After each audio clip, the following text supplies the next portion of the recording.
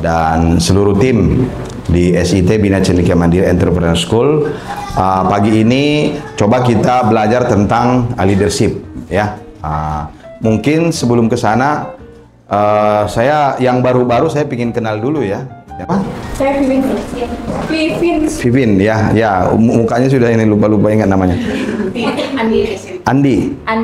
Andini. Guru? SMP. Nur? Guru SD. Anike. Iya. Oh ya, Diva ya, Diva udah kenal. Si cowok? Hah? Fajar di guru? Hah? Oh, Al-Quran. Ibu? Oh, Bu Muni ya. Bu Siti sih saya udah kenal. Oke, Ibu siapa? Naila, guru apa? Al-Quran ya. Oke. Ya, baik ya. Terima kasih ya semuanya ya. Ini coba kita tentang leadership gitu ya.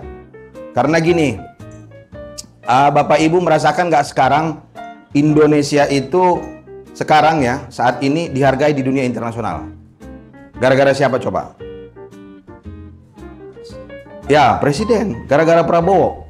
Satu orang Prabowo, Indonesia sekarang jadi diakui dunia ya. Kebayang nggak? Merinding kita ya. Dia datang ke Rusia disambut begitu megah gitu ya, begitu hebat gitu. Artinya itulah leadership. Bayangkan Rasulullah ya, pengaruhnya itu sampai ke Eropa. Itu hanya seorang Rasulullah di usia 40 tahun. Ini saya sekarang usia 47 tahun, pengaruhnya sampai laladon aja gitu. Ya. Itu kehebatan seorang leader. Ya. Bayangkan dulu ya, masalah betul tidaknya nanti kita bahas. Napoleon Bonaparte. Iya kan? Dia kuasai itu Eropa, Amerika, apa segala macam dia kuasai, ya. Itu kekuatan leader, ya. Jadi saat ini coba kita membahas tentang itu. Karena kita nanti mungkin lihat 5-10 tahun ke depan, ya, kalau kita ini semua jadi leader yang bagus, kita akan temukan nanti anak-anak didik kita yang akan leader di tempat yang lain, ya. Kalau dia leader di tempat lain, maka sedikit banyaknya pasti akan ada feedbacknya untuk kita, ya. Jadi saya nih, kalau di kampung saya dari SMA 1 Padang Sidimpuan, itu top leadernya udah banyak. Udah ada yang di BUMN, ada yang di jenderal, macam-macam gitu ya. Akhirnya sekolahnya itu jadi top, ya. Mungkin juga Bapak Ibu yang ada di sini mungkin juga bisa saja salah satu datang dari SMA atau SMP atau SD terbaik, ya. Kita ingin ke sana gitu loh ya. Jadi mungkin itu ininya ya. Saya ingin kasih konten dulu ya. Pada dasarnya semua kita ini pemimpin ya. Ada yang pemimpin anak-anaknya ya. Tapi kepemimpinan itu dimulai dari mana? Dimulai dari self leadership. Bisa nggak memimpin diri? Itu dulu, ya kan? Kita bisa nggak memimpin misalnya subuh berjamaah ke masjid? Coba yang laki-laki nih. Tadi siapa yang berjamaah ke masjid? Subuh. Si Rapid ya. Si Kurnia sama sini. Itu contoh ya, self leadership. Ibu-ibu siapa tadi yang bangun jam azan udah bangun? Karena wajib ya Bu ya. Ya. Ya. Ibu saya itu saya lihat dulu begitu. Jam 4 dia udah bangun. Ya kan? Kami 11 bersaudara, ya. Jam 4 dia udah bangun, itu dikerjakan sendiri gitu loh ya. Karena itu tadi, mulai dari self leadership dulu. Ya. Dari diri kita dulu, karena pada dasarnya kalau kita sukses di self leadership kita, baru kita akan mencapai tangga suksesan berikutnya. Iya kan? Ini saya kira penting. Susah kita untuk berharap sukses di kepemimpinan berikutnya, untuk self leadership kita nggak kuat. Ya. Jadi ini penting. Makanya ini juga yang mau kita tanamkan ke anak-anak itu. Jangan dia dibangunin ayahnya, dibangunin mamahnya, kan gitu ya.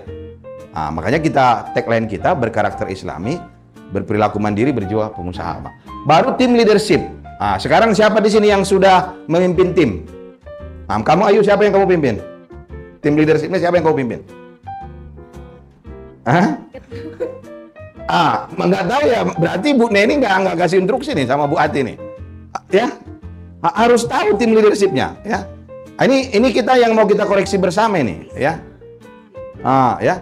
Jadi yang nggak tahu tim yang leadership, dia nggak tahu dia sebagai leader di situ, nggak tahu mana timnya ya susah. Iya kan? Ya. Karena gini, kita melangkah itu memang kita harus tahu jalannya. Saya dari rumah ke sini, saya udah perhitungan tadi ada 2 jalan. Tapi saya pikir-pikir udahlah saya lewat jalan inilah gitu ya. Ya kalau kita nggak tahu jalannya memang kita susah untuk melangkah. Ya. Ya. Jadi baru yang misalnya berikutnya organization leadership. Anggaplah misalnya sekolah kita ini organisasi pendidikan, ya kan? Di sini kan ada ketua yayasan, ada kepala sekolah, ada guru, ya kan? Ada tendik, ada digital marketing, ada satpam, ya kan? Berarti kalau di sini misalnya organisasi leadershipnya topnya, anggaplah misalnya day to day-nya Bu Neni kepala sekolah, berarti kan keseluruhannya nanti di atasnya ada Bu Ati gitu ya. Itu kita harus paham tuh posisi kita. Yang repot, dia nggak tahu dia sekarang jadi top leadership, atau dia nggak tahu dia sekarang bahwa dia ada anggota daripada tim ini gitu kan.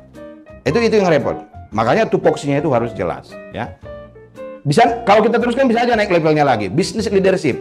Saya sekarang mendeklarasikan diri saya sebagai chairman Dakara Group. Maka saya akan kontrol semua biar jalan. Bukan hanya sekolah ini aja yang harus jalan. Semua harus jalan ya. Nanti misalnya Bu Humay juga gitu ya. Kita naik posisi nih. Sekarang saya jadi kepala sekolah. Berarti kan organisasi leadership di SMP itu nanti. Iya kan? Ya, jadi itu harus tercover semua. Leader itu kecenderungannya mengetahui banyak, tapi sedikit-sedikit. Ya, itu kecenderungan leader. Tapi kalau posisi kita sekarang masih staff, ya, mungkin saya hanya leader tim, mungkin level kita mengetahui banyak, ya kan, tentang yang sedikit gitu. Jadi apa istilahnya itu ya? Ya pokoknya si Ayu dia tahunya digital marketing, keuangan, tapi dia tahu betul tuh. Iya kan? Itu kita harus paham tuh. Tapi biasanya kan seiring dengan posisi, seiring dengan waktu, kita harus naik kelas kan gitu ya. Makanya mumpung masih muda, ya harus perbanyak pengetahuannya, knowledge-nya, skill-nya kan gitu. Ya, jangan muda merasa nggak perlu lagi lah. Akhirnya suatu seketika, karena gini, saya kan juga sama, kan pernah merasakan di posisi itu, iya kan? Pernah jadi SD, pernah jadi SMP, SMA kan, pernah jadi S1, S2, S3 gitu ya. Kita kan harus mengetahui posisi kita. Karena kalau kita nggak paham posisi kita, ini yang repot. Ya, dia nggak tahu dia sedang dipimpin. Dia pikirannya dia sedang memimpin, iya kan? Nanti pada saat dia dikasih kesempatan memimpin, dia nggak sadar pula dia jadi pemimpin. Dia pikir dia masih harus dikasih tahu gitu. Oh iya kan? Jadi makanya kadang-kadang kita itu harus tahu posisi kita, ya. Saya sekarang lagi kepala sekolah loh. Bu Siti lagi kepala sekolah. Ya berarti kan boleh dong menegur muridnya. Tapi juga yang jadi staf jangan juga baper kalau ditegur. Kenapa saya ditegur saya? Apa salah saya katanya? Iya kan? Emang itu posisi dia untuk menegur, tupoksi dia menegur. Oh iya kan? Ada juga kadang-kadang dia leader, tapi nggak berani negur. Padahal tupoksinya menegur, memberikan perintah, memberikan arahan. Iya kan? Ada juga yang menjadi dia staff, tapi dia nggak mau ditegur. Dia merasa leader. Iya kan? Kita lihat, mungkin di rumah kita leader, tapi di organisasi ini saya staff. Artinya sebenarnya kalau misalnya anggap misalnya di pemerintahan, bisa saja misalnya saya pangkatnya mayor. Ya apa-apa saya harus lapor ke letnan. Iya kan? Karena itu atasan saya gitu loh ya. Itu biar organisasi kita jalan. Jadi semua harus tahu tupoksinya, semua harus tahu posisinya. Nah, walaupun misalnya, makanya ada istilah gini loh ya. Kalau misalnya kita anggap misalnya presiden, walaupun dia wakil presiden merasa lebih pintar, itu harus selangkah di belakang gitu loh. Tapi suatu ketika ya, kita nanti dikasih posisi itu karena kita sudah memahamin, kita sudah mengerti, kita sudah siap. Makanya pada saat misalnya leadernya salah, kita nggak usah langsung komen dulu. Kita perhatikan aja dulu. Apa ya maksudnya dia ini ya? Kita coba ciptakan pertanyaan internal dulu. Apa maksudnya dia ini? Sehingga pada saat kita menjawab, pas suatu ketika misalnya kita di posisi itu, baru kita bisa jawab. Atau memang pada saat kita dikasih kesempatan untuk mengutarakan itu. Karena style-style kepemimpinan itu nanti macam-macam gitu loh ya. Ya. Tapi kita harus tahu posisi. Biar organisasi kita ini berjalan dengan baik. Iya kan? Bayangkan ya.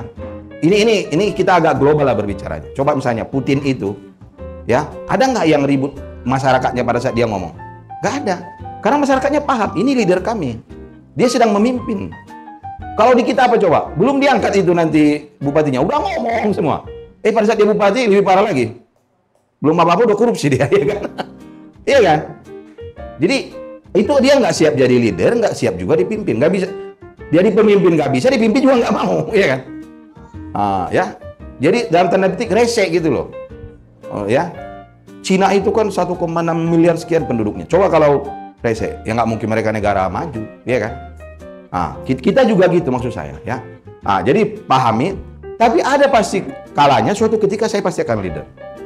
Saya pingin, artinya organisasi sekolah kita ini juga berkembang gitu, ya.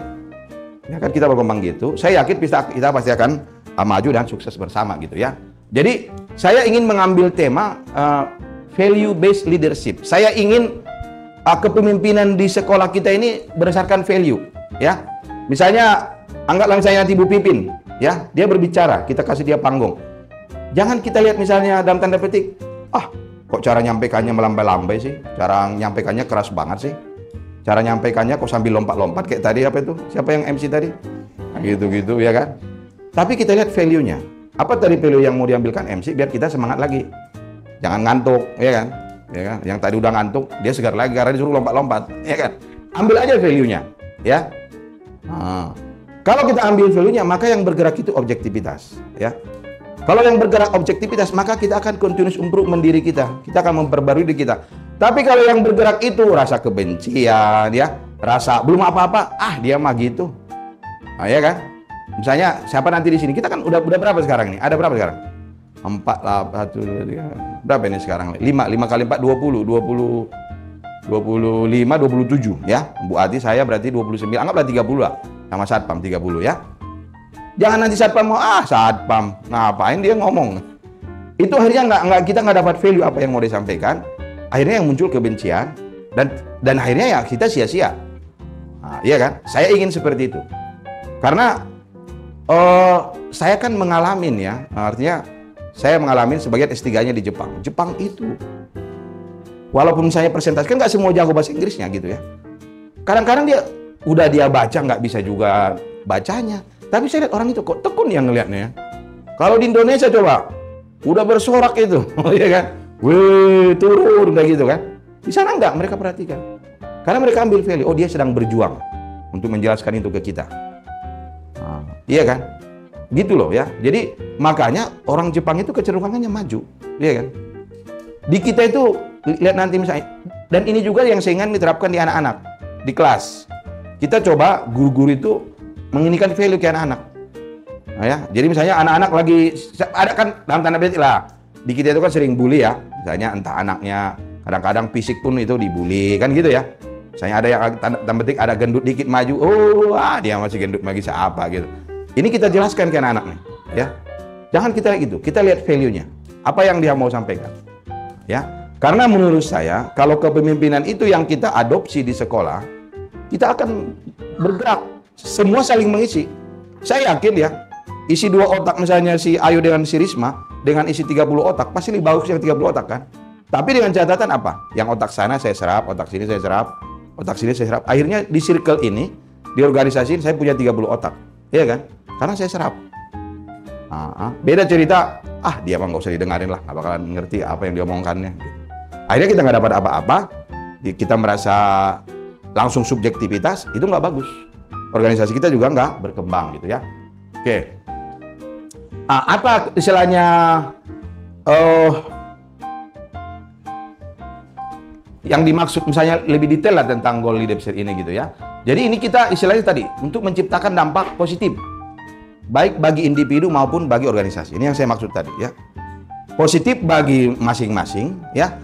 Karena saya yakin kalau dicek dan diuji secara detail, masing-masing kita ini punya kelebihan dan punya kekurangan. Ya, nobody perfect, ya. Tidak ada manusia yang sempurna. Tapi bahwa dia mungkin lebih bagus terkait itu, ya kita akui saja gitu loh. Kita terima saja bahwa itu sebuah kebenaran. Makanya saya merasakan, ya, kalau misalnya di Jepang tuh, kalau kita mau menanyakan sesuatu, kalau dia nggak ahli, dia nggak bakalan jawab. Maaf, ya, untuk yang itu saya nggak paham. Silakan, tapi tapi saya tahu orang yang paham. Silakan hubungi profesor ini. Kalau di kita, bisa ini? Bisa, Pak. Yang ini bisa juga. Wah, ahli semua dia. Kadang-kadang seluruhnya alumni PB gitu, ahli di semua bidang, kecuali bidangnya sendiri. Iya kan? Tapi kalau bisa ahli di semua bidang, apalagi bidangnya sendiri kan gitu. Jadi kita harus kayak gitu. Misalnya guru bahasa Arab, jangan pula nanti guru matematika merasa tahu bahasa Arab. Iya kan? Atau guru bahasa Arab, gimana matematikanya? Cuma segitu mas saya bisa.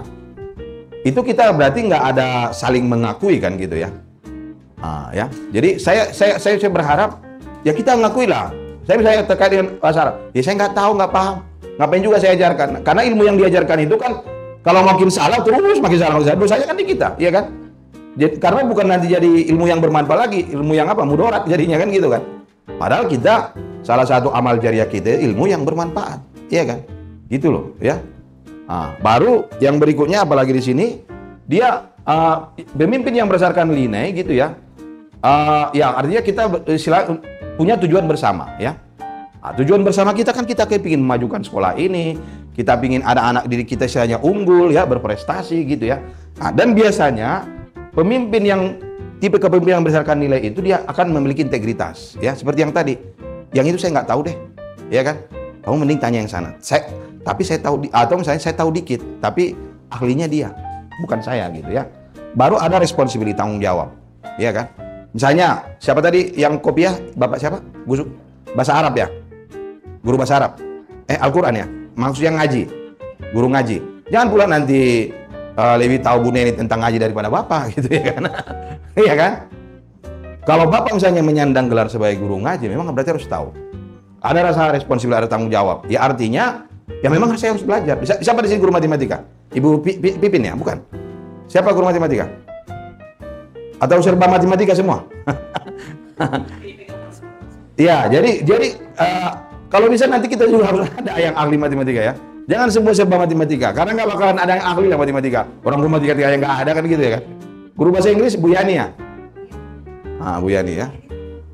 Ya Bu Rati. Jadi nanti kalau anak murid kita belum jago matematika, ya karena memang belum ada guru matematikanya, ya kan. Tapi nanti kita inilah ya. Artinya karena masih semua matematika kan sama kayak saya dulu SD kan gitu. Orang gurunya semua guru, dia semua gurunya. Guru penjas dia, matematika dia, iya kan? Semua dia bisa gitu loh ya. Ya borongan, PPKM dia gitu.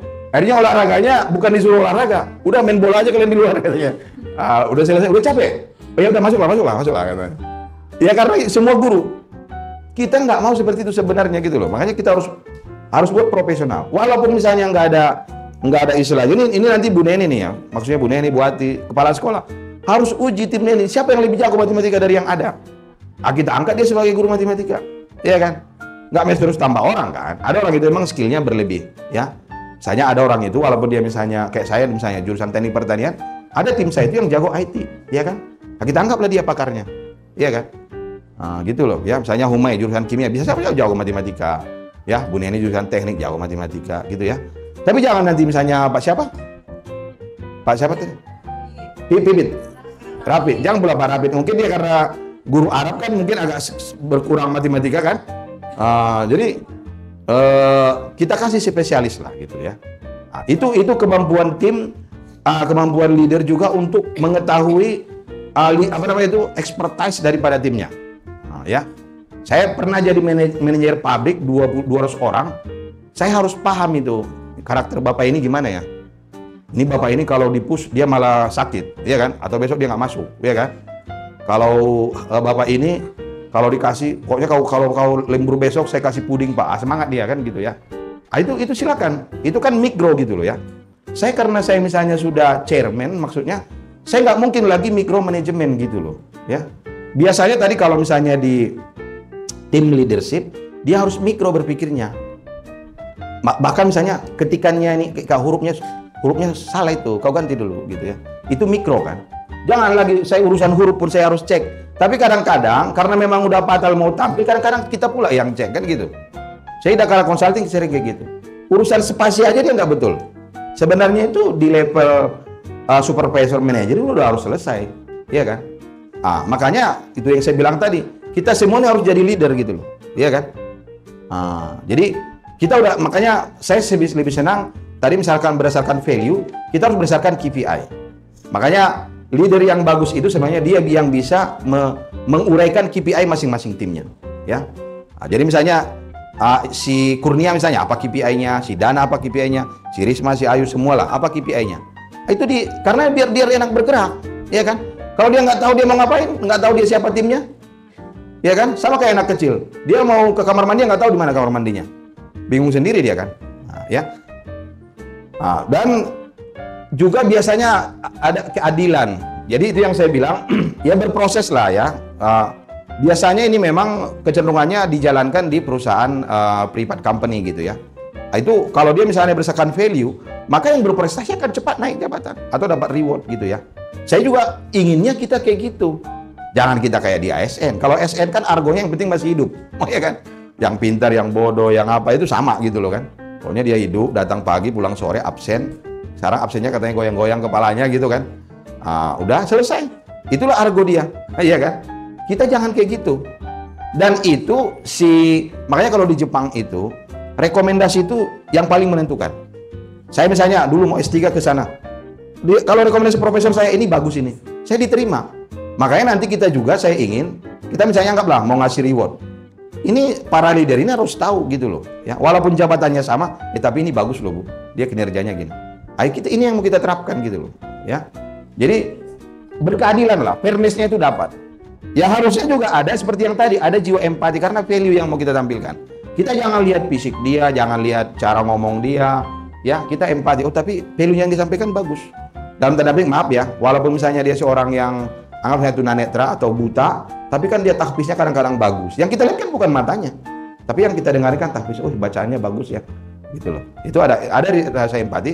Kalau kita berpikirnya berdasarkan value gitu ya, baru dia transparan. Biasanya ya kayak kolaboratif ya. Nah, harusnya memang karena kita menganggap dia bisa, karena gini kan, yang sering berantem itu kan yang menganggap sama-sama bisa. Kalau cewek-cewek misalnya kalau dulu yang menganggap sama-sama cantik, ya kan? Saya juga cantik, kenapa dia yang menang katanya kan? Ya. Tapi kalau dia istilahnya, enggak, yang itu memang saya nggak bisa. Kayaknya dia lebih bisa deh. Pengakuan itu penting, ya. Ya, jadi saya kalau yang ini saya nggak bisa, mending dia deh, gitu ya. Saya di kompleks saya kalau disuruh ceramah itu saya jarang saya mau, karena saya merasa saya belum ustadz gitu ya kan. Takutnya nanti salah, dosanya nambah di saya, gitu kan. Atau saya merasa saya belum ini gitu ya. Kecuali udah kadang-kadang disuruh berkali-kali, ya udah ustadz lah gitu ya. Nah, itu kadang-kadang kita gitu ya. Transparan. Ini juga saya kira kalau kita value, ya kita akui saja emang dia bisa kok. Dia pintar, dia bagus, ya kan? Kayak anak-anak juga gitu. Maksud saya, kenapa saya omongkan seperti ini? Biar nanti teman-teman juga kayak anak didik seperti itu, ya. Baru dia keteladanan. Ya artinya ini kan kita kan tahu misalnya siapa yang paling jago matematika di SITB CMIS. Akhirnya kan kita tahu. Siapa yang paling jago ngaji? Kita tahu, ya kan? Siapa yang sering terlambat? Kita tahu juga gitu kan, ya kan? Ya. Ya kan itu nggak masalah. Makanya saya dari dulu sebenarnya pikir, cobalah misalnya di sini kasih reward. Wah, mungkin ya nggak, reward itu kan nggak mesti dengan uang ya. Pengakuan, bikin aja nggak apa-apa, bikin lucu-lucuan. Guru paling terlambat bulan ini, ya kan? Iya kan, iya kan? Atau murid, ya paling bulan ini, lucu-lucuan aja, ya. Nggak, itu awalnya memang itu kok harus gitu sih, tapi ini menjadi sesuatu, ya, ya. Jadi enggak, kita lucu-lucuan aja. Nah, itunya. Enggak, kalau ikan anak jangan kayak gitu. Ya misalnya ikan anak paling ceria gitu kan. Ya ini kan tadi saya silakan lah, nanti jangan pula kayak gitu. Ya ini untuk ini aja, untuk tim aja gitu loh kan. Kalau ke murid dibuat gitu marah orang tuanya. Orang tua marah ya. Yang paling aktif. Jadi kita ini kan kita kreativitaskan ya. Karena ya kan gini kan sebenarnya. Pada akhirnya leader itu kan kemampuan untuk menggerakkan tim. Pada akhirnya itu. Ya memang tergantung di mana posisi kita. Iya kan? Saya yakin kalau di pendidikan sekolah kayak ibu-ibu ini semua, bapak ibu ini semua, kita dengan arahan bicara itu bisa. Lain nanti misalnya dulu saya punya angkot, ya kita pakai arahan nggak dengar dia, ditutupnya telinganya, ya kan? Ya kan? Jadi memang tergantung di mana kita memimpin, ya. Saya kira itu ya. Ya, manfaatnya pasti banyak lah ya. Manfaatnya ini saya kira tadi itu ya, integritas itu tadi kita sudah bahas ya. Manfaatnya ya harusnya meningkatkan kinerja, peningkatan keterlibatan, semua merasa, karena semua merasa punya peran. Yang repot kan kita 30 orang, dia nggak tahu apa perannya. Makanya di kepanitiaan itu jangan diborong peran itu. Saya selalu bilang, di kepanitiaan itu bikin tim hari-hari, bikin tim hore-hore, bikin tim hura-hura. Yang penting jangan ada tim huru-hara gitu loh ya. Ya, kita harus punya itu. Tim hari-hari, tim hore-hore, tim hura-hura. Karena kalau nggak ada tim hura-hura nggak seru juga. Maksudnya sama kayak di TV, nggak lucu pun ketawa, hore ya, ketawa gitu kan. Itu harus ada gitu loh. Jadi jangan, itu leadership itu seperti itu. Ya, harus bisa membagi komposisi. Sehingga semua berapa persen. Kalau misalnya seseorang ditaruh di tim hura-hura, iya kan? Tapi dia merasa, kenapa saya di tim hura-hura ya? Bagi saya ini nggak sesuatu. Terus mau di tim apa? Saya di tim hore-hore deh. Tanya dia yang mengundang, dia yang menyampaikan, ya. Tapi saya nggak, inilah saya mau naik level lah di tim hari-hari. Ya berarti dia yang mempersiapkan. Entah dia KSB, ketua, sekretaris, bendahara. Ya itu kan masing-masing gitu loh ya. Tapi harus yang repot, kamu jadi apa di kepanitiaan itu? Nggak jelas katanya. Iya kan? Pokoknya disuruh datang aja. Ya. Ini berarti tim hari-harinya sebenarnya nggak cocok dia tim hari-hari. Jangan-jangan cocoknya tim hore-hore aja. Ya. Kalau tim hari-hari itu dia harus memastikan semua terlibat. Ya. Saya termasuk yang senang organisasi ya. Dari SD saya udah ketua kelas, SMP ketua OSIS segala macam sampai sekarang gitu ya. Ya, itu aja yang saya terapkan. Harus ada tim hari-harinya, ada tim hore-horenya, tim hura-huranya. Tapi jangan pula nanti tim hore-hore misalnya udah ada MC-nya, tapi nih tim yang nggak hore-hore ini dia jadi MC pula di acara itu ya kan. Itu jadi merusak itu. Iya kan? Akhirnya nggak jalan gitu loh. Ya. Jadi saya kira itu penting ya. Jadi itu penting karena jadi gini loh ya. Kalau kita lihat, anggaplah saya organisasi apa yang paling disiplin? Itu tentara. Ya. Tentara itu sebenarnya nggak ada demokrasi di mereka. Karena nggak boleh melawan kan. Pada saat jenderalnya perintah tembak harus tembak. Tapi mereka disiplin. Saya ingin selain di kita ada demokrasi, kita sih nggak mungkin lah nggak ada demokrasi ya kan. Tapi kita juga harus disiplin. Makanya nanti saya lanjut, kita ada istilah 5K gitu ya, dasar-dasar yang harus kita pahamin gitu ya. Ini ya, peningkatan retensi, pengambilan keputusan yang lebih baik, membangun reputasi yang baik gitu loh. Jadi harusnya menurut saya ini nanti bagi-bagi aja Pak ya Pak, saya udah kasih PDF-nya ya. Dan ini saya kira penting ya. Jadi dari hasil penelitian di STEM ini ada sekitar 100 tuh faktor kesuksesan orang itu. Ternyata memang leadership itu dia di nomor ke-7 ya. Jadi sekolah kita ini sukses ya karena leadernya, kepala sekolahnya siapa itu? Bu Deni. Sekolahnya siapa? Ibu Humay ya. Ibu Siti ya. Ibu Astrid ya. Ibu Aceh ya. PAUD KB gitu ya. Itu leader itu sangat menentukan. Ya, misalnya pada saat kita orang Indonesia sekarang, misalnya anggap dia lagi di Thailand, siapa presidennya? Prabowo. Itu kan yang presidennya Prabowo. Mungkin kita nggak kenal orang Rusia, tapi kita tahu kita Putin. Atau misalnya kita nggak kenal Korea Utara, ya, tapi kita tahu Kim Jong Un gitu ya, ya. Atau misalnya sekarang kita lagi kesal sama orang Amerika, karena kesal sama Trump. Misalnya ya, ini misal ya. Anak-anak sekarang tuh kadang-kadang pagi tidur, malam begadang gitu. Ini gimana nih pola hidup seperti ini pikir saya, ya kan? Ya, yang kan ya Allah itu udah menciptakan siang dan malam. Tujuannya apa? Malam kau tidur, siang kau bekerja kan gitu kan? Jangan kebalik-kebalik. Siang dia tidur, pagi-pagi dia tidur, malam dia begadang. Ya, ini ternyata emang diteliti gitu loh. Hidup teratur itu penting. Iya kan? Ya makanya yang bagus itu kan Rasulullah itu bilang kan, kalau bisa ya under misalnya jam 11 atau jam 10 kita tidur. Iya kan? Nanti mungkin jam 1 atau jam 2 atau jam 3 kita bangun tahajud. Itu kita kamar mandi, keluarkan semua kotoran kan gitu ya. Subuh, ya saya sekarang misalnya habis subuh kan sebenarnya bukan tidur ya. Misalnya 3, 5 sekian menit kita rebahan gitu ya. Semuanya normal lagi gitu loh. Iya kan? Itu kan habit. Ya, habit yang harus kita ciptakan sendiri. Itu tadi yang saya bilang self leadership ya. Tapi anak-anak sekarang tuh beda. Dia begadang kadang sampai jam 3 malam gitu loh. Ya subuh dia kadang-kadang subuh, kadang-kadang nggak subuh, ya kan? Dia tidur lagi.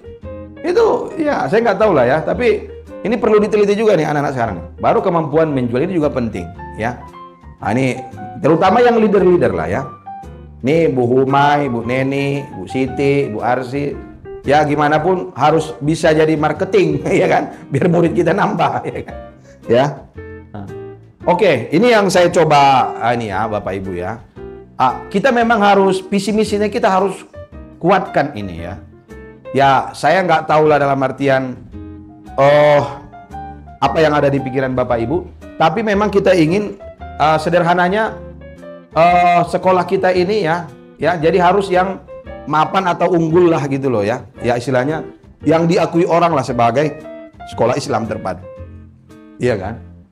Untuk ke sana itu memang harus kita memiliki prinsip ya, kedisiplinan. Makanya kita kan punya rumus SIT itu apa namanya itu 4E ya, 4E, 5C, 3K, 5K ya. Ya, saya coba ambil yang 5K-nya. Kita harus kedisiplinan ya, baru harus ada kejujuran dan harus ada kebersihan ya. Istilahnya ini ada istilah mengembangkan diri. Tapi menurut saya pada akhirnya gini, orang kalau udah bersih, sekolah kita ini kalau udah bersih, udahlah ini berarti memang sekolah ini berkembang gitu loh ya. Saya makanya tuh saya bukan apa-apa ya. Ini juga leadership ini perlu ya. Ibu Siti, Bu Neni, Bu Humay nanti. Kamar mandi kita udahlah, jangan jorok lah gitu loh ya. Ya kan? Terutama itu ya, kamar mandi, kloset, toilet. Kalau ada yang sedikit-sedikit nanti misalnya tugasnya Kurnia lah itu ya. Atau satpam itu diberdayakan gitu. Kamu kalau ada yang bocor, kamu rapikan lah, kamu bersihkan. Makanya itu tinggal kasih SOP. Jangan satpam itu dia nggak tahu SOP dia. Dia pikir tugas dia hanya duduk di sana, lewat orang, dada-dada, silakan masuk, habis itu duduk lagi, iya kan? Itu dibikin SOP yang jelas, iya kan? Kalau kamu tugasmu kalau ada yang kotor di halaman ini kamu yang tanggung jawab, ya kan? Kalau ada misalnya keran-keran sebelum pulang pastikan dulu semua keran-keran bagus, ya karena itu kan mungkin kerjaan laki-laki kan gitu ya. Baru komunikasi baik ini juga penting ya, komunikasi baik ya, karena itu tadi ya kembali lagi kalau istilahnya itu kan kita harus tahu lah artinya baik menurut saya itu kita tahu kita berbicara dengan siapa, ya kan? Tapi jangan pula istilah kalau di apa itu kepreman kita ngomongnya terlalu melamba-lambai. Nah, ini bisa di toko ini orang nih katanya kan. Maksud saya itu baik itu nggak semua sama gitu loh ya. Lihat-lihat konteksnya gitu loh ya. Kalau misalnya tiba-tiba ada yang gertak sekolah kita harus lawan, iya kan? Tapi jangan pula ke orang tua kita ini gitu ya. Lihat-lihat konteks lah ya. Baru kekompakan. Akhirnya kita pasti akan kompak ya. Dan ini saya kira ya. Ini saya ambil dari Jepang lah istilahnya ya, mental dasar, sistem, program gitu ya. Karena gini menurut saya, Jepang itu dia termasuk yang mereka itu istilahnya berpikiran menurut saya proses tidak akan mendustai hasil gitu loh ya. Ya jadi kalau prosesnya bagus, hasilnya pasti akan bagus.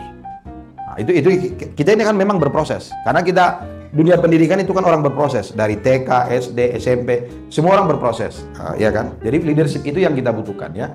Jadi pondasinya itu memang ya bagaimana komitmen ya pimpinan puncak ya di sini saya sebagai ketua dewan pembina, Bu Ati sebagai ketua yayasan, nanti kepala sekolah, guru-guru, tendik ya. Bagaimana komitmen kita ya terhadap partisipasi siswa, guru dan orang tua ya istilahnya kalau misalnya ada sesuatu yang belum kita lakukan. Misalnya pelatihan, seperti sekarang lah ya, kita walaupun di internal gitu ya, kapan-kapan nanti kita undang dari luar ya. Jadi ini yang saya pikir ya, ini yang saya nggak apa-apa karena SIT BCM ini bagian daripada Dakara gitu ya. Saya kira yang pertama kita harus disiplin, ya, harus jujur, bersih, komunikasi yang baik sesuai konteks gitu ya, dan harus kompak ya.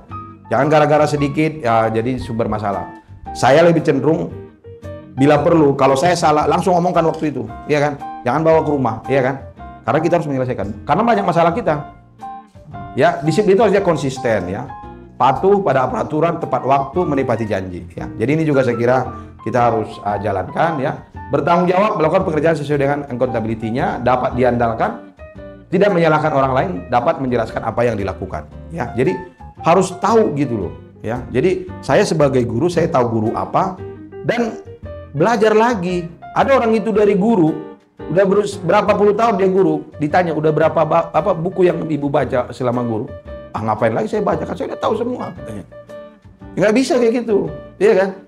Guru itu idealnya atau dosen itu, dia ngajar sejam, dia harus belajar 2 jam. Karena ilmu itu selalu berubah, ya kan? Destruktif gitu ya. Jadi guru pun harus seperti itu. Makanya kalau gurunya nggak mau belajar, murid-muridnya merasa, kan banyak orang sekarang lagi rame tuh, siapa? Ronald Timothy. Dia juga keluar dia. Karena menurut dia IT yang dikasih guru dosennya, itu mah udah usang, ya kan? Apain lagi saya pelajarin.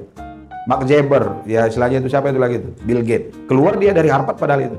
Karena ilmunya nggak ada. Jangan sampai, saya juga dulu ada merasa kayak gitu. Guru fisikanya kok gini ya gitu loh, ya kan? Pada saat di debat langsung turun nilai gitu, ya kan? Jadi jangan kita kayak gitu sebagai guru. Saya nanti siapa di sini yang guru IPA, guru matematika, ya kan? Jangan ditanya muridnya, langsung dia ini, kau itu belum pantas ditanyakan, nah, gitu nggak boleh. Karena anak-anak sekarang nggak bisa kita batasin daya jangkau mereka, apalagi di daerah internet sekarang ya. Jadi harus kita dapat menjelaskan gitu ya. Makanya pada saat saya expert, saya expert di LCA, saya expert di renewable energy. Ya memang saya harus pertahankan itu keekspertisan saya, ya kan? Artinya saya harus belajar, ya kan? Saya jadi leader, saya jadi kepala sekolah, saya harus memahamin itu. Apa tugas kepala sekolah? Apa tanggung jawab kepala sekolah? Apa yang harus dilakukan kepala sekolah, ya kan? Ya, jadi jangan saya kepala sekolah, tapi kelakuan staf pun gak cocok misalnya, ya, misalnya gitu ya. Ya, begitu juga yang lain-lain lah. Ini saya ngomong kayak gini bukan dalam artian menuduh sesuatu ya, enggak ya. Ini biar nggak ngantuk aja gitu kan. Baru kebersihan, ini juga saya kira penting ya. Ya mengembangkan diri lah istilahnya. Tapi menurut saya kalau kita udah bersih, yang lain itu udah tercover lah. Kita sederhanakan lah pembicaranya, ya. Ya gimana dia dianggap berkembang? Rumahnya berantakan, kamarnya berantakan, ya kan? Makanya ini bagus saya nih. Kadang-kadang sini guru kita kan menjaga penampilannya. Kalau kita penampilan bagus, orang nggak tahu kita punya uang atau tidak, ya kan? Itu minimal, ya kan? Itu dulu lah, ya kan? Nah, tapi juga jangan berlebih, jangan over, ya kan? Jadi kalau kita bersih aja, ya. Saya dulu kuliah itu ingat paling-paling baju saya 3, tapi selalu bersih gitu ya.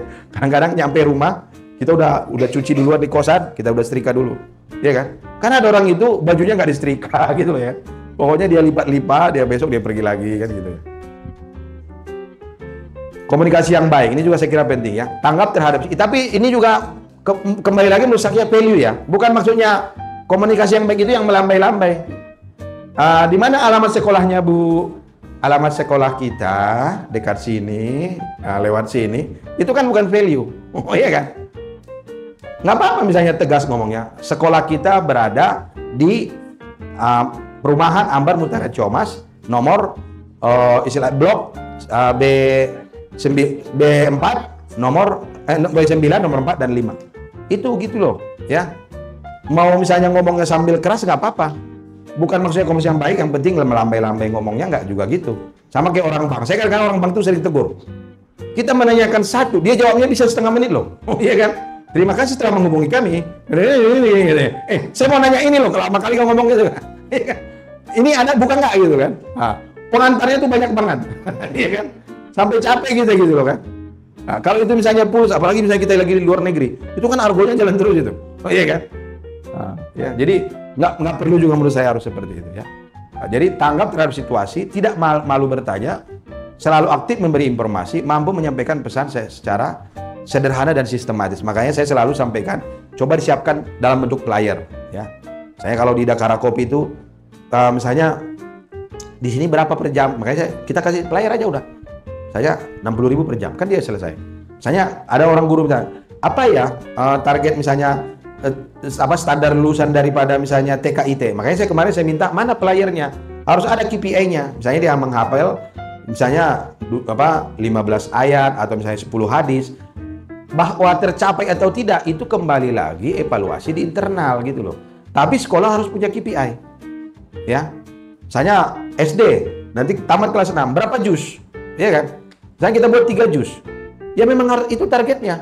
Target itu kan bisa tercapai, bisa tidak. Iya kan? Tapi harus punya target gitu loh, Bu Neni ya kan? Nah, Bu Neni, Bu Siti, Bu Astri, sama Bu Umay. Harus ada itu. Dan itu harus kita publikasikan. Biar gini loh ya, pada saat kita nggak berani menyampaikan target kita, maka kita akan tidak berusaha untuk ke sana. Ya, saya dari dulu gitu. Saya orang kampung nih, tapi saya pikir saya harus ke kota. Iya kan? Makanya saya dulu diterima di USU, saya nggak mau. Saya harus ke Jakarta gitu. Ya. Karena kita punya target. Iya kan? Nah, kita pun sekolah harus kayak gitu. Jangan malu-malu, takutnya nanti nggak tercapai. Ya memang harus tercapai. Bahwa nanti tidak tercapai, kita berjuang dulu. Kan tadi udah bilang bekerja keras dulu, ya kan? Jadi itu dipublikasikan itu ya. Misalnya si Risma ini kamu pegang apa istilahnya? PAUD ya. Si Ayu SD, siapa? Kamu TK ya? Si Kurdia SD. Buat itu target kita gitu loh ya. Apa target kita istilahnya untuk di SD? KPI-nya kan gitu ya. Kita akan berusaha ke sana. Bahwa nanti belum tercapai, ya kita berusaha evaluasi. Karena gini loh ya. Memang nggak bisa kita samaratakan kemampuan orang, ya kan? Toh dari 2,7 juta, 270 juta Indonesia kan presiden cuma Prabowo, iya kan? Iya kan? Ya nggak semua memang. Tapi kita harus punya KPI. Sama kayak Indonesia. Dia udah punya KPI 2045 kita akan menjadi Indonesia Mas, negara maju kan gitu ya. Kita harus punya KPI ya, harus punya roadmap, harus punya target gitu ya. Ini kekompakan ya. Ini juga terserah gimana cara mengompakkannya. Ini silakanlah para leader yang istilahnya yang membangun timnya gitu ya, memimpin, mengarahkan, berpartisipasi, aktif memberi feedback. Jadi misalnya ada di grup, misalnya si Bu Risma atau si Bu Ayu nanya, saya ini kita kasih respect. Tapi ini itu tadi yang saya bilang, kayak saya inginnya berdasarkan value. Jangan berdasarkan saya nggak suka ibu itu malas jawabnya. Iya kan? Tadi dia dia juga cuekin saya, sekarang balas saya cuekin juga. itu kita nggak ini nanti. Akhirnya sekolah kita ini ribut aja masalah-masalah perasaan kan gitu ya kan? Iya kan? Golongan perasaan. Kayaknya dia nggak suka deh sama saya. Iya kan? Kayaknya dia kalau ngomong ke saya sensi banget gitu. Iya kan? Masalahnya tim kita ini banyakkan perempuan. Iya kan? Ya ini makanya harus yang laki-laki walaupun bertiga berempat jangan mau kalah, jangan terlalu perasaan juga gitu. Akhirnya nanti takutnya laki-lakinya jadi korban perasaan juga gitu ya. Ya. Jadi jangan pakai perasaan. Peduli dan mau menolong. Ini penting ya. Karena kalau value itu peduli. Mendengar secara aktif ya, ini juga penting ya. Ada kawan ini kita inilah ya. Dan ini saya kira saya ingin sampaikan karena kita istilahnya sudah declare bahwa sekolah kita entrepreneur school ya. Jadi ada jiwa kewirausahaannya gitu ya. Ya, karena menurut saya memang kewirausahaan ini menjadi salah satu solusi untuk anggap misalnya Ciamis, Bogor, atau Indonesia gitu loh. Ya, coba kebayang nggak misalnya yang di Bekasi itu orang mencari kerja, ya. Padahal itu juga dalam tanda petik ada yang bilang itu bohong-bohongan lah, ya kan. Tapi orang berebut, ada yang sampai pingsan apa segala macam, ya. Ya karena itu tadi saya ingin kita ya bahwa nanti misalnya kita akan evaluasi nanti dari sekian misalnya alumni kita berapa sih yang jadi pengusaha atau minimal kan yang saya sebelum sampaikan yang saya maksud entrepreneur school ini tidak mesti harus semua jadi pengusaha tapi pada saat dia dimanapun jiwa kepengusahaan dia ada apa sih misalnya dia idenya banyak dia kreatif dia tangguh ya dia berdasarkan value dia nggak cengeng dia mandiri itulah makanya saya sebenarnya sedang berpikir nanti kita susun tim ya si Huma ya Bu Neni ya saya sedang berpikir 100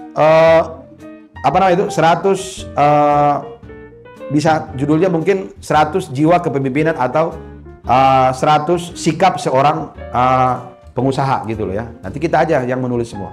Kita buat misalnya seperti yang ada harus mandiri, harus ini. Kita cukupkan 100 ya. Terserah mau 100 atau 99, tapi yang penting mati ya. Mana ini? Oh, tes. Tes, ya. Jadi ini biar nanti menjadi buku kita juga. Artinya kalau 100 nanti itu kita bisa istilahnya tularkan kepada murid-murid kita, harusnya dia jadi pengusaha dong. Dia udah mempunyai jiwa entrepreneur. Ya, dia harus berdasarkan value, dia harus berdasarkan kemandirian, dia harus berdasarkan misalnya tangguh, berani, idenya banyak, kreatif kan gitu ya. Nanti terserah lah siapa nanti yang mau ikut timnya. Nah, karena kita juga punya penerbit, kita nanti mau lakukan itu gitu ya. Dan ini saya kira juga penting ya. Apa sih entrepreneur sama entrepreneurship itu gitu ya. Tapi intinya yang mau saya sampaikan bahwa ini waktunya berapa menit ini? Saya nanti kelamaan ngomong habis waktunya. 2 jam? Memang 2 jam? Iya. Oh ya oke. Kalau itu berarti bebas ya. Sekarang jam berapa? 10. Oke. Ya. Jadi kita ingin, jadi maksud saya itu gini loh ya, kan saya nggak tahu nih, bapak ibu, kita kan entrepreneur school. Takutnya nanti di luar kalau ditanya, aduh saya juga nggak paham itu. Jangan seperti itu. Kalau nggak paham tanya gitu ya kan. Ya, jadi maksud saya yang kita maksud ini jiwa entrepreneurnya yang mau kita bangun, ya kan. Tapi biasanya kalau nanti dia juga udah memiliki jiwa itu, maka nanti dia juga pasti akan jadi pengusaha gitu loh, ya kan. Tapi nggak mesti, kan itu kan nggak semua orang mempunyai jiwa 100%. Anggaplah misalnya dia tangguh, mandiri segala macam, tapi dia nggak berani, ya kan? Itu nggak bisa jadi pengusaha juga. Anggap misalnya dia berani, tapi dia nggak pintar, ya ujung-ujungnya dia mau usaha juga gagal juga. Karena berbisnis itu juga harus spekulasi didasari kalkulasi, ya. Dia kan harus kuat, istilahnya untuk hitung-hitungannya kan gitu ya. Nah, jadi tapi prinsipnya entrepreneur itu dia harus seseorang yang istilahnya ini kan dia kalau pengusaha ya, memang dia menciptakan dan mengembangkan suatu usaha. Kita kan mungkin kalau untuk di TK, SD belum lah ya. Kan kita baru mungkin perkenalkan gitu loh ya. Ya, tapi nanti kalau di SMP Bu Humay itu harus sudah mulai gitu loh. Prototipenya minimal dia sudah punya. Mereka sudah mulai mengerti tentang misalnya membuat proposal bisnis. Makanya sudah mulai dilatih mereka menghandle kegiatan, mencari sponsorship. Makanya nanti kita kan akan ada BCM, Bina Cendekia Mandiri Competition Fair ya. Itu dilibatkan anak-anak ini. Karena itu habit itu. Anak saya itu kan dari SMA dia sudah sudah ikut dia istilahnya kegiatan-kegiatan yang berjiwa istilahnya entrepreneur gitu. Akhirnya pada saat dia masuk sekolah bisnis, ya walaupun belum maksimal tapi dia udah mulai langsung ngikutin gitu loh ya. Ya. Jadi kita harus mulai itu, terutama untuk yang di SMP. Tapi kalau yang di SD kita harus tahu. Makanya saya ingin kita buat buku nanti 100 jiwa entrepreneurship gitu loh ya, atau 100 sikap entrepreneurship. Sehingga itulah yang akan kita sampaikan ke anak-anak itu. Kamu kalau mau jadi pengusaha harus punya keberanian loh, kamu harus punya kemandirian loh, harus punya ide loh, kamu harus punya kreatif loh, kan gitu ya. Nah, itu yang mau kita inikan nanti ya. Baru dia nanti misalnya menjadi entrepreneurship. Ini kan dia istilahnya dia misalnya sudah jalan, tapi dia kan harus mampu mengembangkan ya. Baru dia harus bisa mengejar peluang. Sama misalnya kayak kemarin misalnya dengan Humay kita diskusi, kan nanti pengumuman tanggal berapa itu? Udah itu dilakukan nggak? Yang tanggal 1 kemarin itu dilakukan? Udah, oke ya. Itu peluang, opportunity gitu loh ya. Pada saat saya pengumuman, istilahnya kita di situ standby di situ, kan mungkin saja dia nggak lulus kan, kita menjadi solusi bagi dia, ya kan? Jadi kita harus pandai melihat peluang, ya kan? Bahkan kalau pengusaha itu ya kita harus bisa menciptakan peluang. Istilahnya your problem is my profit gitu loh, ya kan? Kan karena ada yang nggak pintar lah makanya kita bikin sekolah. Kalau semua pintar siapa yang mau sekolah, ya kan? Karena nggak ada yang bisa marketing lah makanya kita buat pendidikan marketing. Karena nggak ada bisa digital marketing lah misalnya makanya kita buat LKP, ya kan? Lembaga kursus dan pelatihan, ya. Tapi peluang-peluang itu harus kita ciptakan kan gitu ya. Dan kita istilahnya membuat dan mengembangkan bisnis yang sudah ada menjadi sesuatu lagi gitu ya. Saya kira ini yang nanti mau kita istilahnya jalankan, dan bagaimana istilahnya mengembangkan kewirausahaan ini memang harus dibuat secara sistematis ya, dan harus tersistem dan dijalankan secara konsisten. Inilah yang mau kita lakukan di SIT BCMIS ini gitu loh ya. Nah, dengan caranya ya nanti memang kita harus masukkan ini jiwa-jiwa atau atribut yang harus ada di dalam sekolah kita ini ya. Ini kan kita masih 3 tahun terus berproses ya. Jadi harus paham tentang misalnya harus mandiri ya, harus punya mindset istilahnya berkembang ya, harus tahu risiko ya, dan dia harus humble ya. Pengusaha itu harus humble, jangan hitam putih ya kan. Pokoknya saya nggak suka, saya nggak mau, titik. Bapak nggak usah lagi datang lagi ke kantor saya, selesai kita ya kan. Nggak bisa kayak gitu. Jadi misalnya ke orang tua juga kan kita bisa gitu. Kalau ada masalah bicarakanlah, mana ada yang nggak bisa diselesaikan selama komunikasi dibuka ya kan. Yang repot kan diajak ngomong juga nggak mau, didatangin nggak buka pintu, ya kan? Makanya saya bukan apa-apa ya. Saya 10 tahun bisnis rental. Kalau ada yang macet itu datangi. Awal pertama kan suratin, itu naikkan levelnya, datangin. Ada kadang-kadang harus dipermalukan, bawa RT-nya, ini kan, ya. Terakhir ya ada lagi cara yang lebih efektif itu, ya kan? Jadi kita harus kayak gitu. Jangan hanya menyerah gitu loh ya. Ada itu kawan saya manajer di Medan. Kau tanya dia datang membawa masalah atau menyelesaikan masalah? Membawa masalah Pak, suruh dia pulang. Bila perlu dia suruh resign aja. Orang masalah terus yang dia bawa gitu. Iya kan? Karena di sini masalah banyak. Tapi kalau ada solusi, makanya itu yang saya bilang harus kreatif. Pak, saya udah melakukan ini. Bagaimana kalau saya melakukan ini? Harus kayak gitu loh. Kita ini kan tim. Jangan dikirim semua masalah itu ke pimpinan, ya kan? Nah, jadi misalnya nanti Humay juga guru-guru SMP ya. Bu, ini ada anak gini. Udah gitu sekedar itu aja dia pulang dia. Iya kan? Ya Humay stres dia. Lama-lama berhenti dia jadi kepala sekolah nanti. Iya kan? Semua ngadu ke dia. Kalau tiba-tiba 300 muridnya, berarti kan 300 masalah dia tampung. Iya kan? Ah, tapi itu yang harus kita delegasikan. Misalnya guru, Bu, ini anak ini masalahnya gini. Kalau menurut saya, kita lakukan gini deh. Sehingga leader itu dia tinggal memutuskan antara 3 solusi yang diberikan. Oke, kau kerjakan nomor 2 dulu deh. Gitu loh. Itu kita memahami posisi, ya kan? Jangan kirim masalah terus, ya kan? Solusinya nggak ada, ya kan? Nah, kita sebagai staff atau di dalam tim itu, tapi kalau menurut saya, makanya saya kan bisa, misalnya contoh misalnya kayak Jack Ma atau misalnya Mark Jaber, bayangkan ya, berapa orang yang hidup di bawah kreativitas dia, ya kan? Kita misalnya sekolah nih, ya kan? Ya mungkin saja kita berkembang SMA, SMK, mungkin nanti kita akan punya tim 400 orang, kan gitu ya. Nah, itu kan nanti lulusan kita akan jadi seperti apa. Kan kita, saya kira gini, cara yang paling efektif atau yang bervalue, yang punya nilai mensyukuri nikmat Allah itu, kemampuan kita itu yang diberikan itu, jangan hanya kita gunakan untuk diri kita saja. Iya kan? Harus, kan ada hadisnya kan? Orang yang paling mulia itu orang yang bermanfaat bagi orang lain, kan gitu kan? Saya kalau hanya untuk diri saya sendiri kan, ya ngapain lah saya bangun-bangun. Saya setiap pagi cek loh untuk pembangunan sekolah kan gitu ya. Saya bangun, saya cek, ya kan, saya kontrol kan gitu. Tapi karena saya berpikir seperti itu. Sama misalnya Ibu Humay dia S2, Ibu Pipin udah S2 juga kan, Ibu Pipin ya, udah kan. Jadi jangan hanya berpikir untuk dirinya. Kita punya murid, nanti kan dia sesuatu. Dia doakan kita nanti segala macam. Karena memang kita Muslim ini dijamin masuk surga, ya kan. Tapi amal yang mana kita kan nggak tahu. Belum tentu sholat kita diterima, iya kan? Belum tentu puasa kita diterima. Yang mana kita nggak tahu, iya kan? Makanya kita berbuat baik aja terus. Ya termasuk di sekolah atau di pendidikan ini kan gitu ya. Kita berbuat aja terus, ya.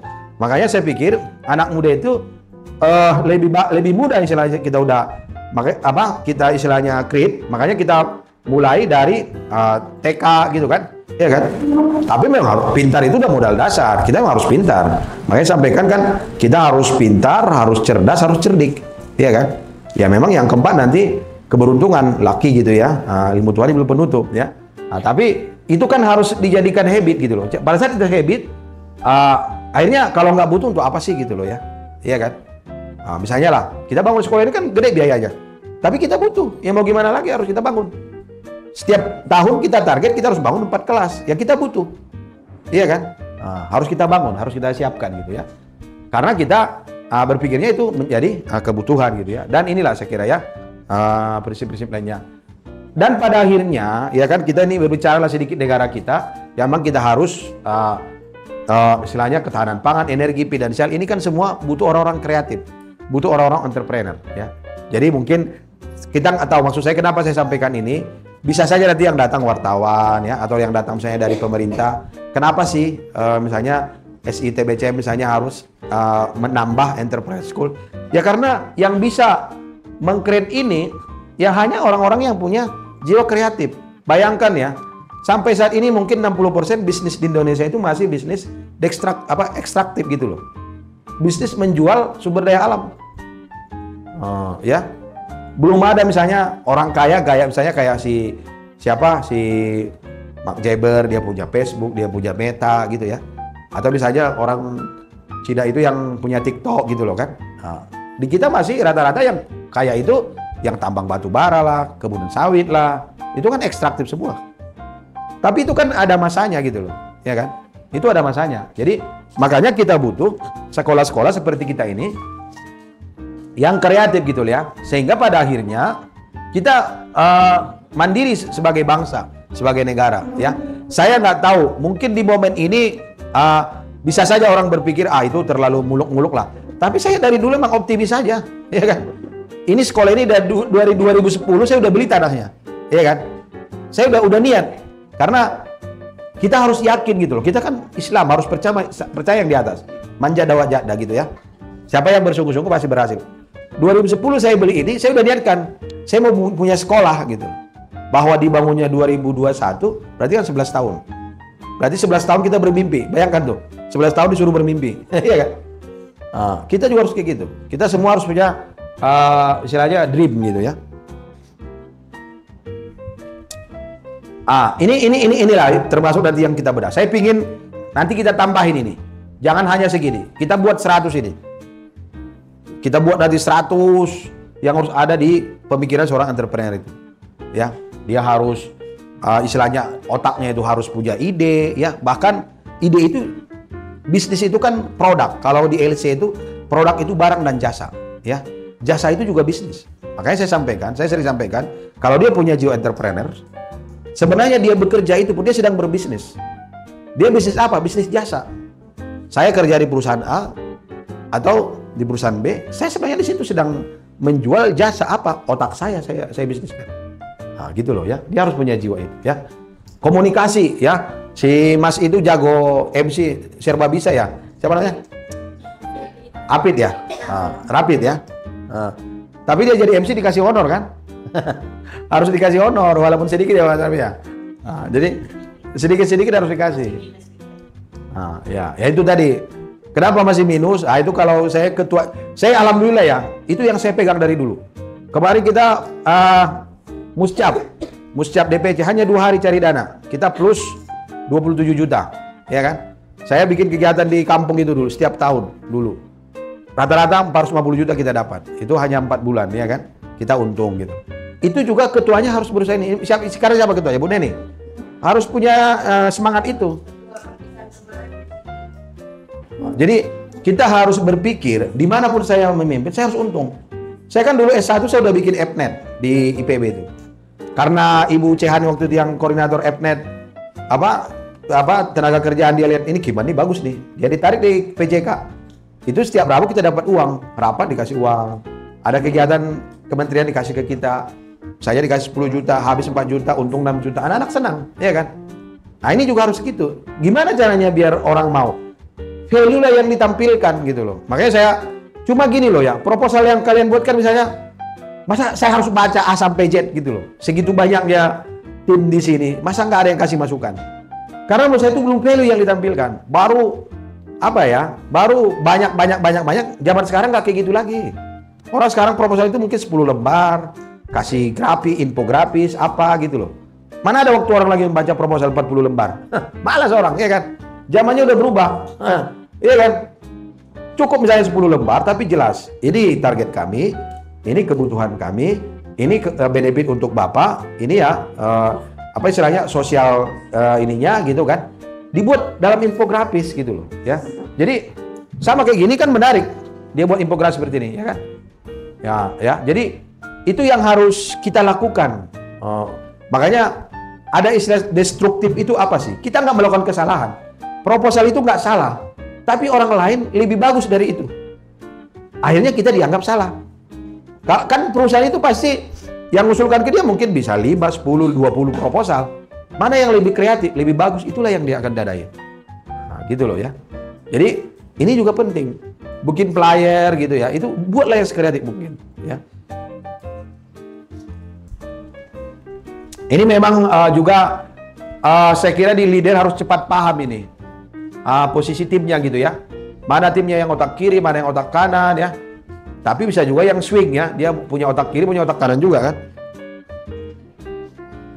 Ya tapi memang kalau dia udah murni otak kiri, ya memang cara berpikirnya gitu. Iya kan? Gak bisa kita paksa. Itu udah bawaan lahir. Iya kan? Allah memang, tapi kan Allah mengatakan gini. Ya kalau kita bisa bersinergi, maka ciptaan yang berbeda-beda kan menjadi bagus. Iya kan? Musik itu kan notnya macam-macam, iya kan? Iya nggak? Coba kalau cuma satu macam. Bunga di taman itu kan bagus karena macam-macam, ya kan? Nah, ini yang dibutuhkan yang namanya kreativitas leadership, gitu loh. Ya, kalau leader itu ya dia harus bisa ke otak kiri, dia harus bisa ke otak kanan. Iya kan? Gitu loh ya. Otak kiri misalnya dia, cobalah di antara kita yang merasa gitu. Dia berpikir logis ya. berpikir berurutan, sekuensial. Kadang-kadang kalau nggak selesai ini, saya jangan disuruh dulu lah Pak, katanya. Ya mana bisa kayak gitu, iya kan? Berpikir rasional, analitis, objektif, kritis ya, mengamati sesuatu bagian-bagian. Tapi pada saat misalnya si leader ini memahamin, ada timnya memangnya udah kayak gitu. Tapi ini kita butuhkan nih orang nih, sama kayak orang IT. Orang IT itu dia lagi coding, kamu ganggu, hilang semua pikirannya, ya kan? Nggak jadi codingnya. Ya nggak apa-apa. Berarti kita sebagai leader, kau jangan ganggu dia. Karena ada tim yang bisa diganggu. Ini kau dulu lah. Karena ini urgent nih.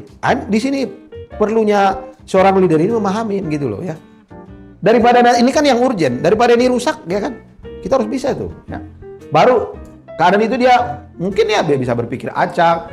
Kerjaan misalnya sampai 10, 8 dulu dia bisa berhenti dulu di situ. Saya pindah dulu lah ke ini. Ini nanti udah 7, dia bisa berhenti sampai sini. Kalau yang ini kadang-kadang dia nggak bisa. Kalau nggak selesai nih. Iya kan? Baru dia berpikir intuitif ya, holistik, sintesis, subjektif. Dia banyak rasa ini ya. Tapi kadang-kadang dia kreatif ya, menguasai sesuatu sebagai keutuhan yang bulat gitu ya. Jadi ini kan udah pemberian Tuhan gitu. Janganlah misalnya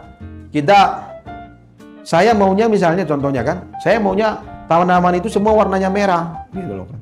Ya itu kan nggak bisa kita ini. Ya carilah yang merah, saya punya warna-warni kan gitu ya. Ini juga seperti ini. Jadi ini kelihayan seorang leader menurut saya ya. Jadi ya memang kalau untuk di entrepreneur itu juga ya dia harus punya ide yang banyak, dia harus bisa bangun tim, dia harus punya knowledge ya. Jadi nggak bisa. Makanya kenapa saya S3? Karena saya berpikir dari dulu gitu. Saya kan bukan anak orang kaya. Ya kan? Maka modal saya adalah otak gitu. Ya. Kalau saya anak orang kaya, ya saya mungkin gak usah sekolah pun bisa saya hire orang kan. Tapi yakinlah, orang yang berbisnis pun kalau dia nggak punya knowledge, lama-lama anak buahnya bodohin dia. Atau anak buahnya nanti ngambil usaha dia. Kalau lihat misalnya siapa itu? Si Ahmad Patoni, siapa itu? Sahroni ya. Itu kan anak bos dia itu sekarang jadi anak buah dia gitu loh. Iya kan? Makanya kita juga harus pintar gitu loh. Nggak bisa gitu ya. Jadi bagaimana mengatur finance? Makanya saya bilang kita ini kan kebutuhan kita udah jelas. Swasta itu kan bisnis itu kan pengeluaran itu udah pasti. Yang belum pasti itu pemasukan, iya kan? Makanya harus kreatif gitu loh mencari pemasukan, iya kan? Saya bikin acara perpisahan, acara BCF itu jadikan pemasukan. Jangan patokannya hanya ke SPP gitu loh. Makanya rektor, pimpinan universitas hanya berdasarkan SPP, itu lama-lama bubar itu kampusnya. Ya kan? Harus bisa menciptakan kegiatan itu menjadi income untuk saya ini kita BCF nih. Harus bisa menghasilkan keuangan gitu loh. Ya kan? Ini leadernya ini yang harus bekerja, ya kan? Saya kan konsultan, ya kan? Konsultan itu kan apa yang mau dijual? Nggak ada. Yang dijual kan cuma ini, kreativitas. Tapi bagaimana kita misalnya punya klien tambang batu bara, manufaktur Toyota gitu kan. Nah, baru kita misalnya kayak oil and gas. Ya kan kita punya ide. Ini kita punya ya ada gedungnya, ya kan. Dakara itu kan Dakara Consulting itu orang nggak lihat gedungnya, yang lihat ininya aja gitu. Kita ada gedungnya, ada ininya. Berarti ininya yang harus dimaksimalkan, otaknya, kreativitasnya. Nah, coba nanti nih ya, misalnya ada tim-tim baru nih SMP, saya berharap seperti itu. Karena itu nanti pada akhirnya berujung ke kesejahteraan kita gitu loh ya kan? Iya kan? Nah ini kan selama ini kan masih disuplai dari usaha lain ini kan gitu. Tapi kan kalau misalnya sekolah ini udah untung, udah bagus ya kan? Ya kalian mestinya wajar protes dong. Masa udah untung nggak naik-naik ininya, rewardnya kan gitu ya kan? Tapi itu hal yang wajar. Nah, ya, saya sering sampaikan ke beberapa tim. Saya itu waktu kerja, saya pernah dapat bonus Avanza sama Innova. Iya kan? Orang saya memberikan puluhan miliar ke perusahaan. Iya kan? Gitu loh. Itu hal yang wajar. Iya kan? Makanya kalau istilah di internasional corporate itu kan biasa itu membajak karyawannya. Kau mau nggak sama saya? Sekian-sekian gitu. Tapi memang dia punya value gitu loh. Ya. Makanya gini. Kalau lah misalnya value kita misalnya anggaplah per bulannya 10 juta, iya kan? Ya anggaplah saya gaji kita 10 juta, value kita harus 15, iya kan? Kalau gaji kita misalnya A, berarti kita harus A plus 1. Karena bayangkan, anggaplah saya kita 30 nih. Kan nggak semua ini bisa atau menghasilkan uang, ya kan? Sama kayak misalnya di perusahaan. Nggak semua jadi marketing kan? Ya ada memang dia hanya operator. Ya tapi kan emang itu tugas dia.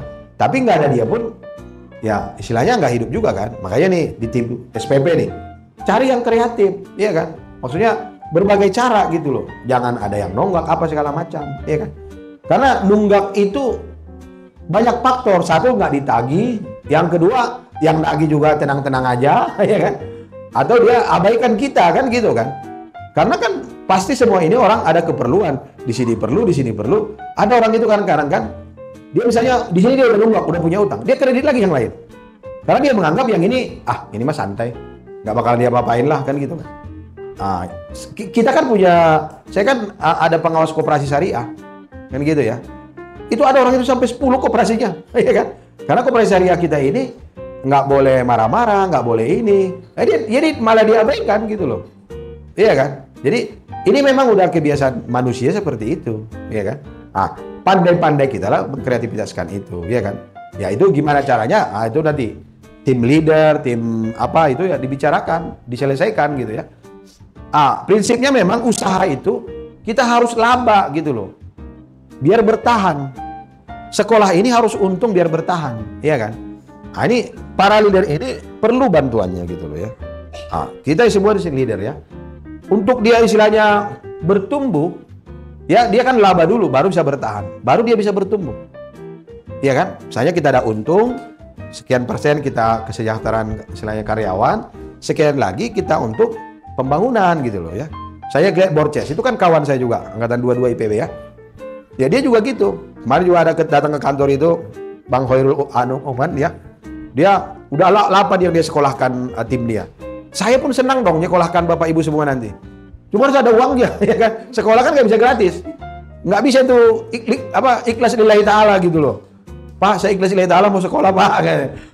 Ya bayar sanggup nggak? Nggak sanggup. Nggak ada katanya. Nggak diterima, hanya sekedar ikhlas katanya kan. Iya kan? Ikhlas lillahi ta'ala sekolahnya, ya mungkin ibu-ibu kan sudah jadi ibu rumah tangga tapi sekolah lagi. Tapi harus ada juga uang yayasan untuk membayarnya kan gitu. Ya kita harus berjuang gitu. Iya kan? Gitu loh, iya kan? Kemarin saya senang juga ada kawan saya. Saya udah atau ini saya sekolahkan 8 orang Bang katanya. Uangnya ada Bang, alhamdulillah sih. Untuk kita emang lumayan katanya. Ya bagus lah kalau itu emang Abang harus lakukan saya bilang kan. Tapi bagi korporat, bagi perusahaan, ya kan itu kan kembali ke perusahaan lagi. Saya juga sampai setuju kayak gitu. Karena SDM itu memang termasuk yang harus di istilahnya modal kan. Kan prinsipnya memang di bisnis itu selain financial capital juga human capital. Iya kan? Makanya saya kemarin kan saya sampaikan juga waktu di perpisahan ya. Kemampuan seseorang itu dia tidak terlepas dari mimpi dan apa yang pernah dia lihat.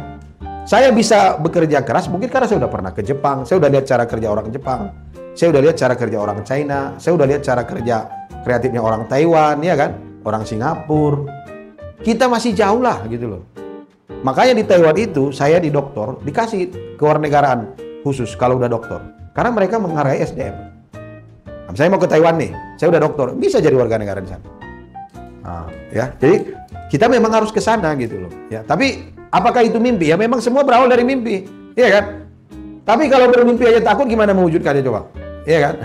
Nggak mungkin. Makanya yang belum berkeluarga juga harus punya mimpi punya suami ya. Nanti jangan nggak dapat suami, gitu. Iya kan? Jadi jangan. Memang hidup itu kalau kata Soekarno harus ideal ya. Kalau kita misalnya punya 24 jam, harus ada untuk keluarga, harus ada untuk amal ya, harus ada untuk kehidupan gitu ya. Jangan juga hanya karir terus ya. Enggak.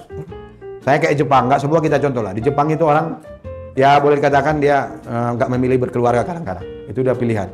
Profesor saya itu udah umurnya mungkin berapa ya? Mendekati 60 dia baru berkeluarga. Itu ya, jangan kita contoh. Enggak semua kita contoh kan. Ya.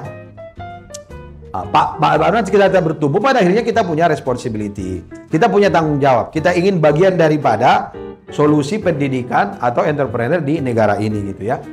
Ini saya kira nanti juga harus ditanamkan ke anak-anak. Ya pengusaha itu dia harus punya logika matematika yang kuat. Saya makanya ingin kita nanti harus punya yang jago matematika. Saya termasuk yang suka matematika ya. Tapi harus ada lagi di tim kita yang jago matematika. Makanya kita harus menang nanti lomba matematika, ya kan? Karena apa kata matematika? kuasailah saya, maka kamu akan menguasai segalanya. Biasanya orang yang jago matematika, kecenderungannya dia yang lain bisa gitu ya.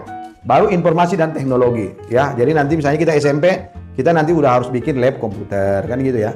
Nah, sebenarnya sekarang juga saya kira bisa dimanfaatkan anak-anak itu kan bisa pakai dulu laptop yang ada gitu ya. Baru punya marketing dan selling konsep. Ini juga tim marketing ya. Ini harus memang selama ini masih ikut di Bu Neni, ikut di ini. Saya sebenarnya ke depan memang ingin buat satu misalnya direktur marketing dan R&D ya. Satu lagi saya ingin ada direktur prestasi dan kurikulum ya. Jadi kita ikutin kurikulum pemerintah, tapi kita juga harus connect kurikulum global gitu loh, ya kan? Karena anak-anak sekarang itu kan nggak menutup kemungkinan dia nggak hanya belajar lewat guru, dia belajar lewat internet, ya kan? Makanya sekarang banyak orang yang homeschooling, karena sekolah itu menurut dia bukan solusi, hanya rutinitas. Sementara ekspektasi dia kan, saya harus bisa ini gitu. Karena ada orang, siapa itu? Dia umur berapa ya? 8 tahun dia udah punya bisnis, dia udah ini gitu kan. Ya itu kan kalau di kita ini kan baru kelas 2 SD kan gitu ya. Baru kita punya itu saya bilang ya, kita harus punya HRD lah ya. Baru manajemen keuangan juga yang bagus ya. Sama kualitas. Dan intinya ini dari semua ini sebenarnya kita kan harus paham financial capital allocation, human capital allocation. Jadi financial capital allocation saya bilang nanti saya sebenarnya pingin punya sistem gitu loh. Coba dipelajarin itu. H- sekian udah bunyi di HP-nya si orang tua itu. SPP anak Anda belum dibayar, ya kan? Nah, baru H- ini makin kencang, sama kayak sensor mobil, ya kan? Ya bilang BCM panggil gitu ya. BCM mobile, nggak masalah, kita bermimpi aja dulu, ya.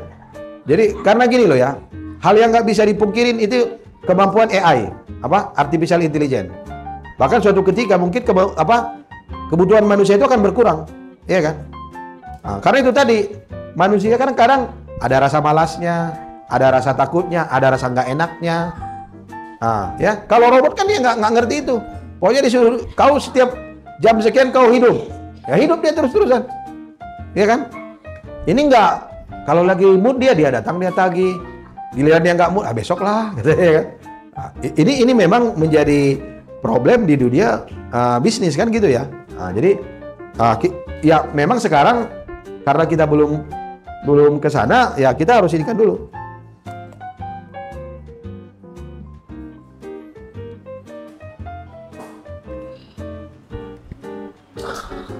Ini pada akhirnya memang ada saya kira 3 skill ya utama dalam bisnis itu.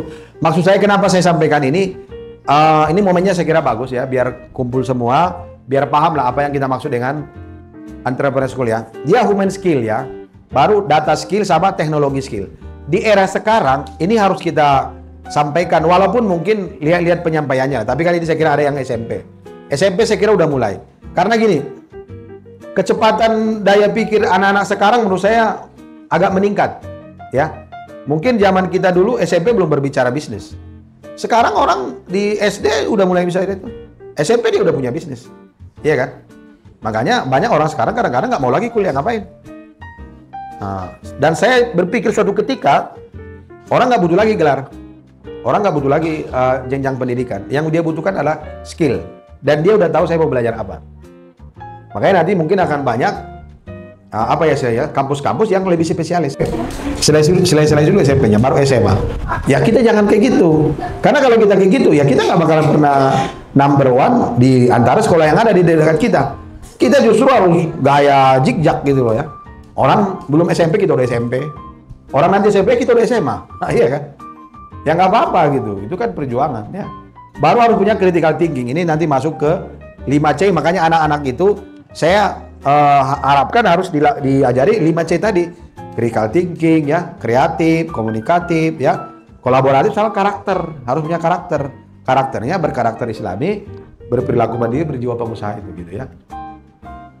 Jadi apa istilahnya kira-kira nanti yang diharapkan ke depan? Inilah nanti bagian daripada KPI yang harus kita siapkan untuk anak-anak didik kita.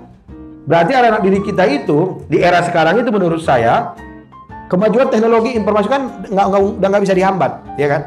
Jadi jangan lagi berpikir, saya pokoknya punya prinsip nggak mau kasih HP ke anak. Ya dia pinjam HP tetangga, ya kan? Ya kan, udah nggak kayak gitu. Tapi dia harus kasih rambu-rambu gitu loh, ya kan? Jadi apa yang mau kita? Sekarang dunia itu seolah tanpa batas, ya kan? Jadi jangan lagi Bapak Ibu, saya pokoknya ketat di rumah, nggak boleh saya belikan HP. Ya dia punya temannya, dia lihat, ya kan? Informasi semakin mudah, ya baik maupun buruk. Nah, ini yang harus kita kasih rambu-rambu di internet ini. Nah, ada yang baik, ada yang buruk. Yang ini nggak boleh kau lihat, ini boleh. Itu yang harus kita sampaikan. Justru kita harus ajarin dia gitu loh ya. Jangan dilarang dia. Sarana dan fasilitas pembelajaran, pengajaran berubah drastis, melewati batas. Makanya nggak apa-apa nanti kita kasih penjelasan ke anak-anak, walaupun misalnya di PowerPoint, ini HP, ini yang boleh dilihat, ini yang nggak boleh. Ini di sini ada pembelajaran misalnya tentang Al-Quran, ini gitu loh. Ya, daripada orang lain ngajarin dia yang jelek, kita ngajarin yang baik-baik aja, ya kan?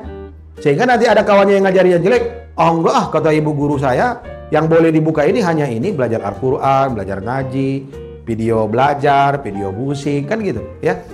Nah, jadi jangan sampai dia dapat pembelajaran dari temannya yang nggak betul, justru itu yang dia tahu, ya kan? Nggak bisa kayak gitu lagi sekarang. Baru metode pembelajaran lembaga pendidikan berubah ya. Ya, artinya sekarang kan memanfaatkan informasi dan multimedia ya. Makanya di HP itu kita bisa belajar e-book, kita baca buku, kita bisa ada perpustakaan. Itu yang diajarkan gitu loh ya. Profesi dalam lapangan kerja semakin beragam ya. Melewati kota-kota profesi ya istilahnya. Sekarang kan makanya kemarin saya lihat banyak yang cita-citanya menjadi YouTuber, ya kan? Dulu itu anak saya itu almarhum Raja. Dia cita-citanya juga awal pernah YouTuber. Mau jadi apa kau, Ja? YouTuber ya kata. Apa itu YouTuber? Karena masa depannya itu. Ya. Ya karena itu dulu masih ini. Oh iya ya. Tapi saya kemarin sebenarnya makanya saya perhatikan gitu loh. Dari 20 anak itu belum ada yang menjadi cita-cita jadi pengusaha. Berarti ilmunya belum nyampe gitu loh. Guru-guru PAUD KB jadi belum nyampe ya MTK-nya ini. Iya kan? Makanya saya agak kasih bahan agak banyak ini.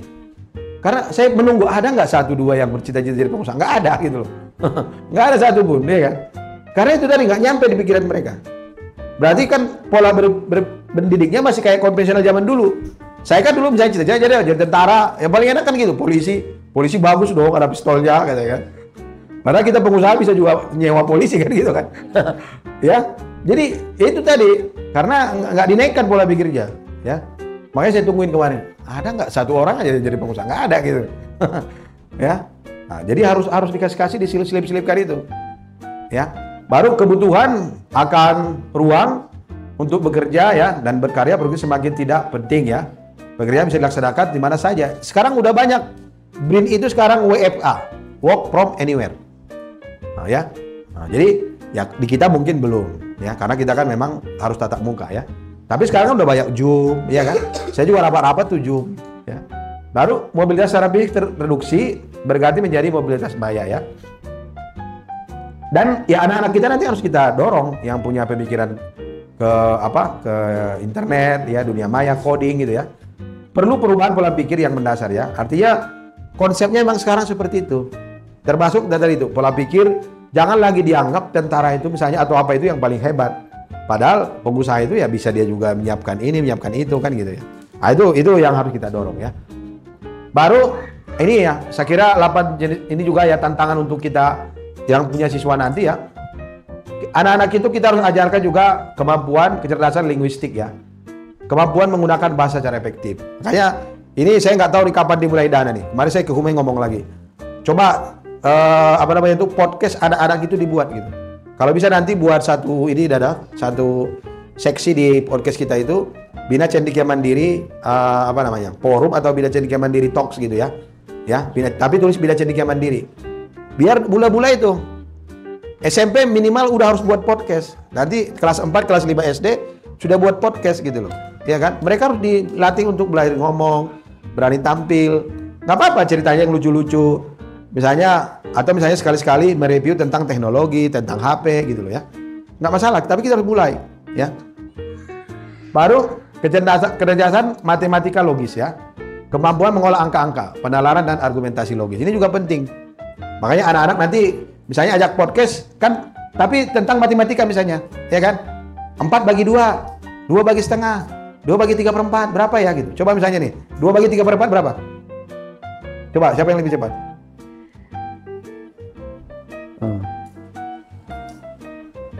Iya, berapa? Iya, 8/3 berapa itu? Hah? Iya, yang gitu-gitu. Ya, coba nanti buat podcast tapi matematika talks gitu loh. Atau misalnya nanti Al-Quran talks kan gitu. Jadi kita buat yang unik-unik. Ya. Ya Dana ya dia kalau guru-guru yang nggak ini Dana sih diam aja dia. Tapi kan Dana menyiapkan tonenya gitu loh. Makanya gurunya harus ini kan gitu loh ya. Harus kreatif ya. Ya, maksudnya si Humay ya, si Neni atau ini Pak Ustadz tadi yang buatkan kontennya, Dana nanti yang syuting, tinggal dijadwalkan gitu ya. Misalnya entah sekali seminggu gitu ya Dana ya, sekali seminggu ya. Jadi kita harus buat kayak gitu.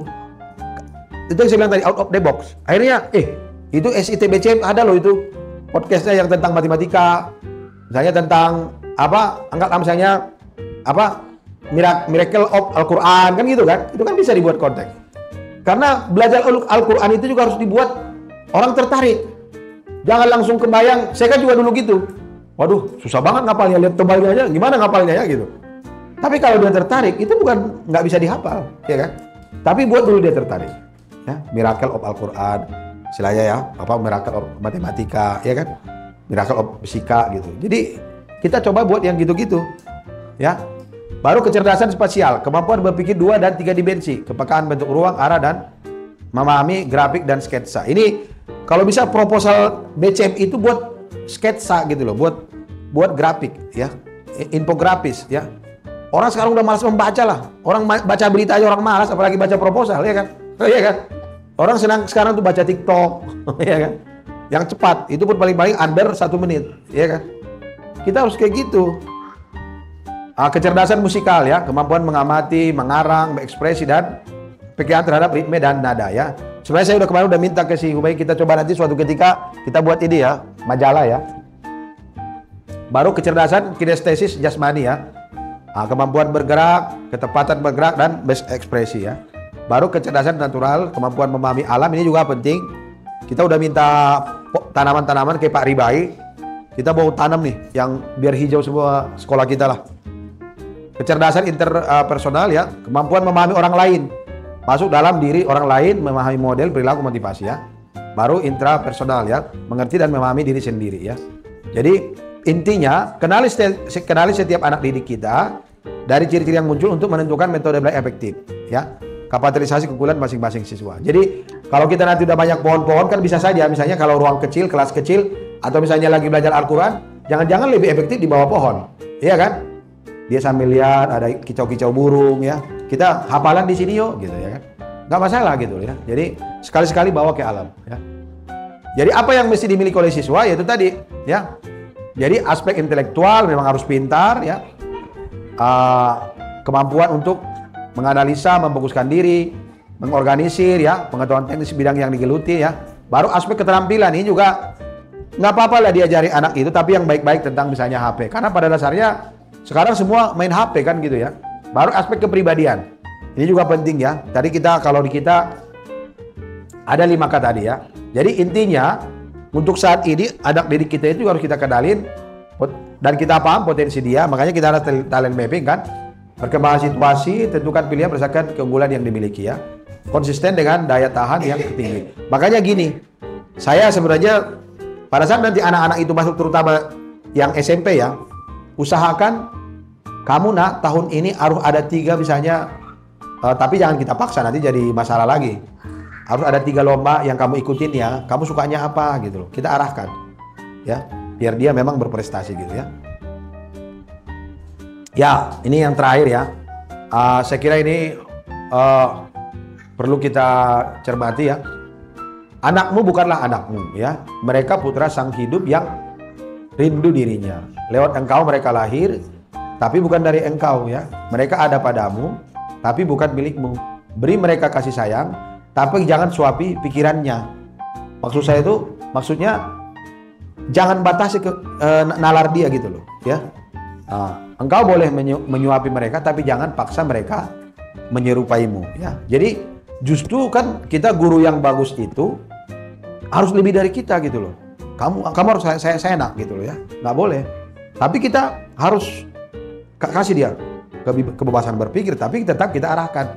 Karena kita udah melewatin itu. Sama misalnya kita kayak melewati suatu, anggaplah misalnya hutan, di jarak segini ada harimau loh, di sini ada ular. Karena kita udah lewat, kita kasih tahu. Tapi jangan kita paksa, kamu nggak boleh jalan ini, nggak boleh jalan itu. Ya terserah dia aja, ya kan? Nah, ini saya kira yang harus kita tanamkan ya. Dan paling terakhir ini saatnya berkolaborasi, bukan lagi berkompetisi ya. Gak usah lah diantara kita saling bersaing, kita berkawan aja ya, humble ya. Tapi saling mengisi, tapi tetap dalam pergaulan value gitu loh ya. Ya, saya kira itu ya yang saya sampaikan. Kalau masih ada waktu boleh kita diskusi. Dan mudah-mudahan tim kita ini menjadi tim yang solid. Dan saya kira kita harus sama-sama punya apa istilahnya ya, tahap yang sama, kita harus sukses gitu loh ya.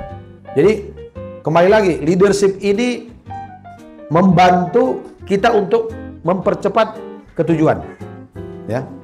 Sama misalnya kayak orang lari estafet ya kan, itu kan karena kemampuan tim leadership ya. Ini juga gitu ya. Kita makin banyak nanti personilnya, leadernya nggak bisa mengorganize ya, nggak seberapa signifikan penambahannya. Nah, ya, tapi timnya banyak, leadernya bagus, ya itu pasti outputnya akan banyak ya. Saya kira itu. Terima kasih. Assalamualaikum warahmatullahi wabarakatuh.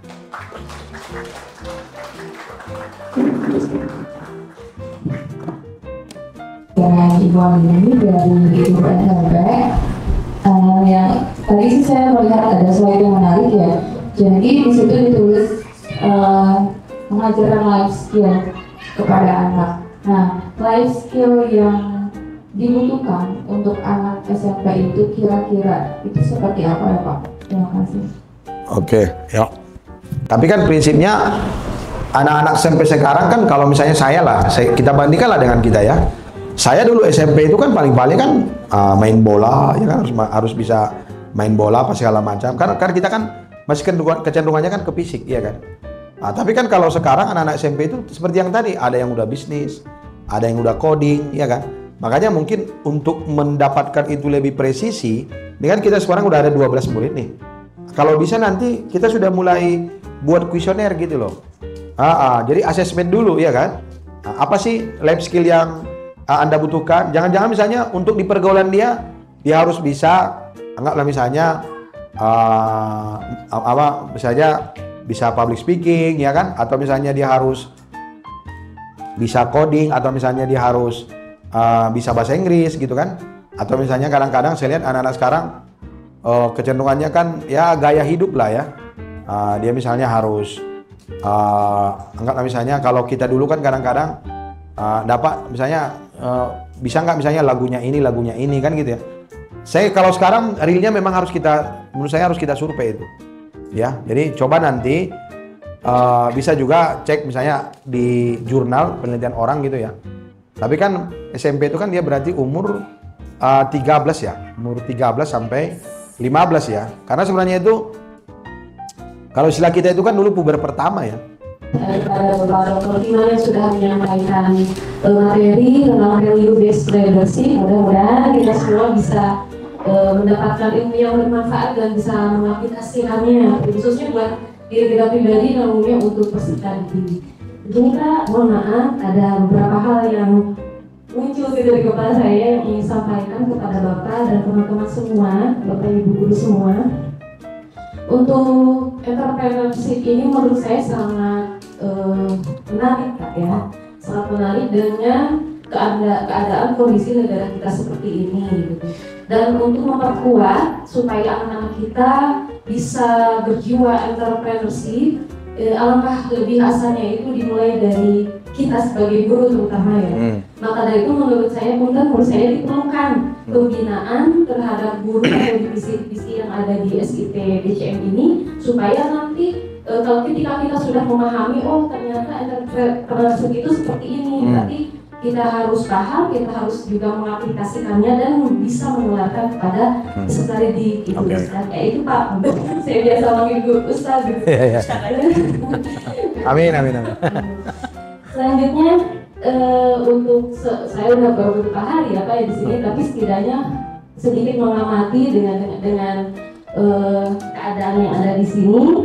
Nah, untuk sikap-sikap entrepreneur sudah banyak yang teraplikasikan, terutama kedisiplinan. Kemarin saya dengar langsung SOP di sini seperti mantap, berarti kedisiplinannya itu benar-benar diterapkan gitu ya. Mudah-mudahan kita semua diberikan kemudahan untuk melaksanakannya. Terus yang kedua, bertanggung jawab sudah pasti. Yang ketiga, mengembangkan diri itu Pak sepertinya perlu gitu, kita itu pemahaman lebih dalam tentang entrepreneurship.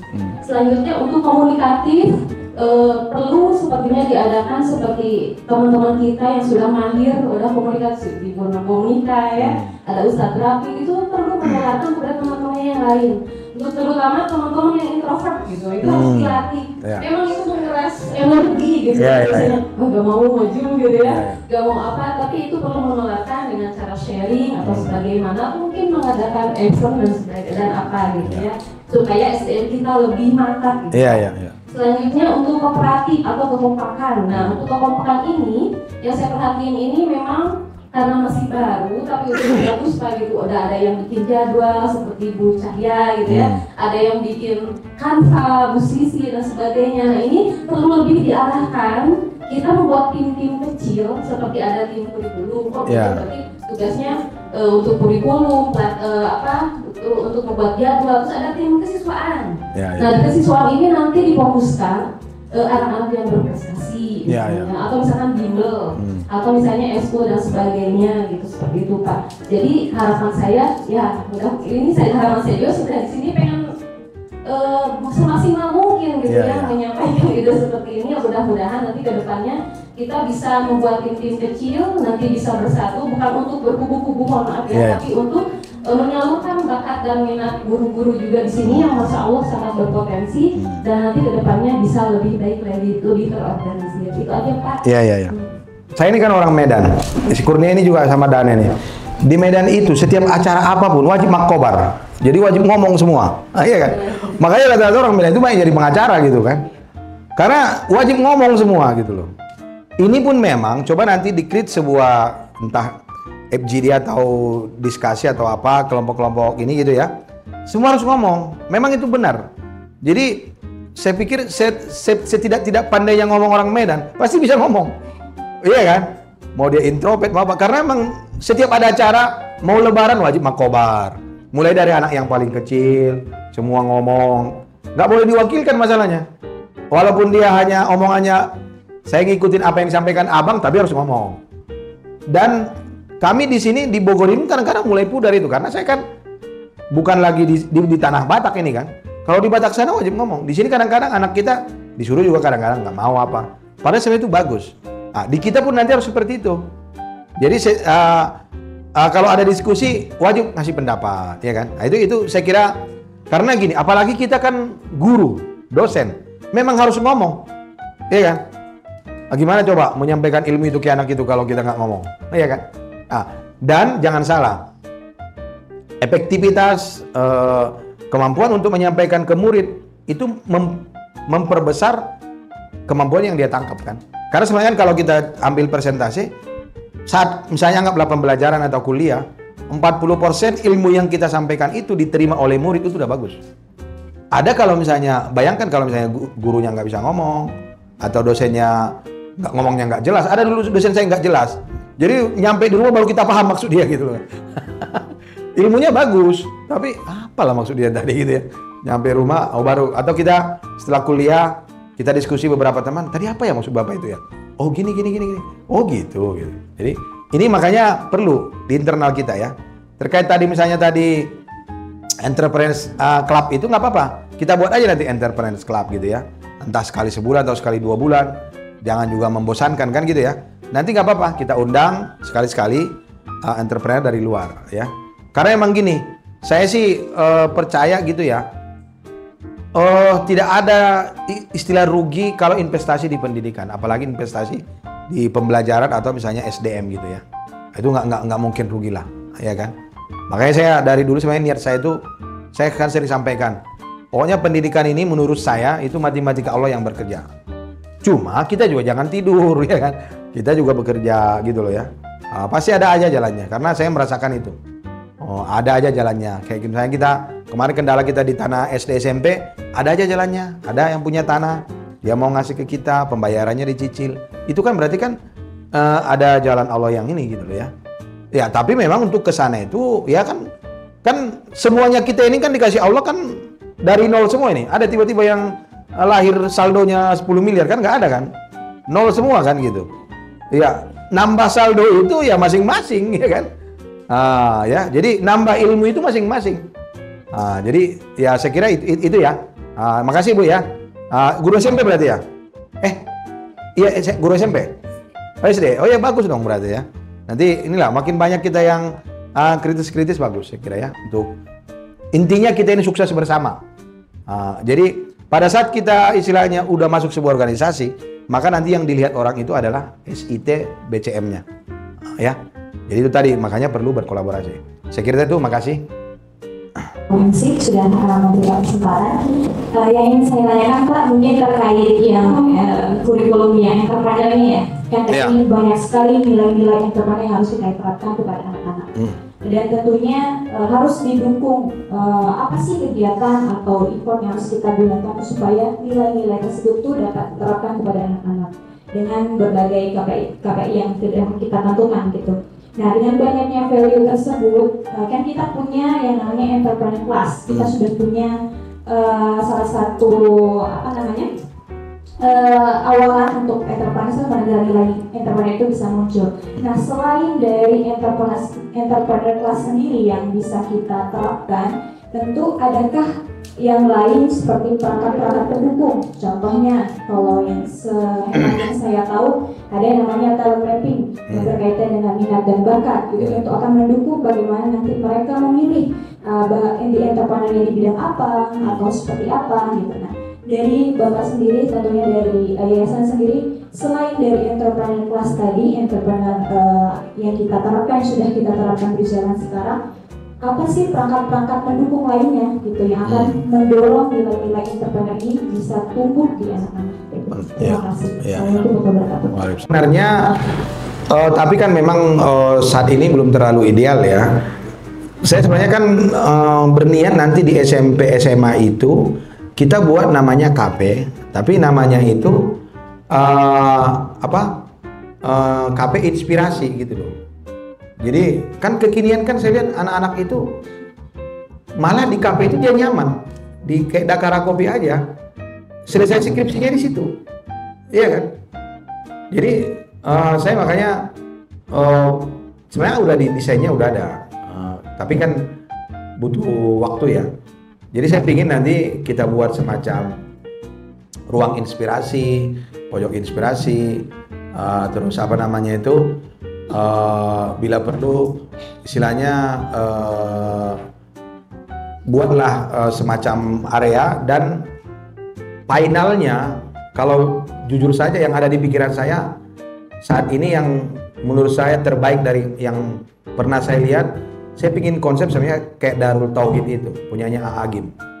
Jadi nggak sekedar di sekolah tapi nanti environment lingkungan bila perlu dari jalan baru itu sampai ke rumah-rumah penduduk situ, itu nanti menjadi area UMKM gitu, area bisnis. Jadi nanti di situ ada orang jualan makanan, ada orang jualan pakaian, ya, ada orang jual oleh-oleh.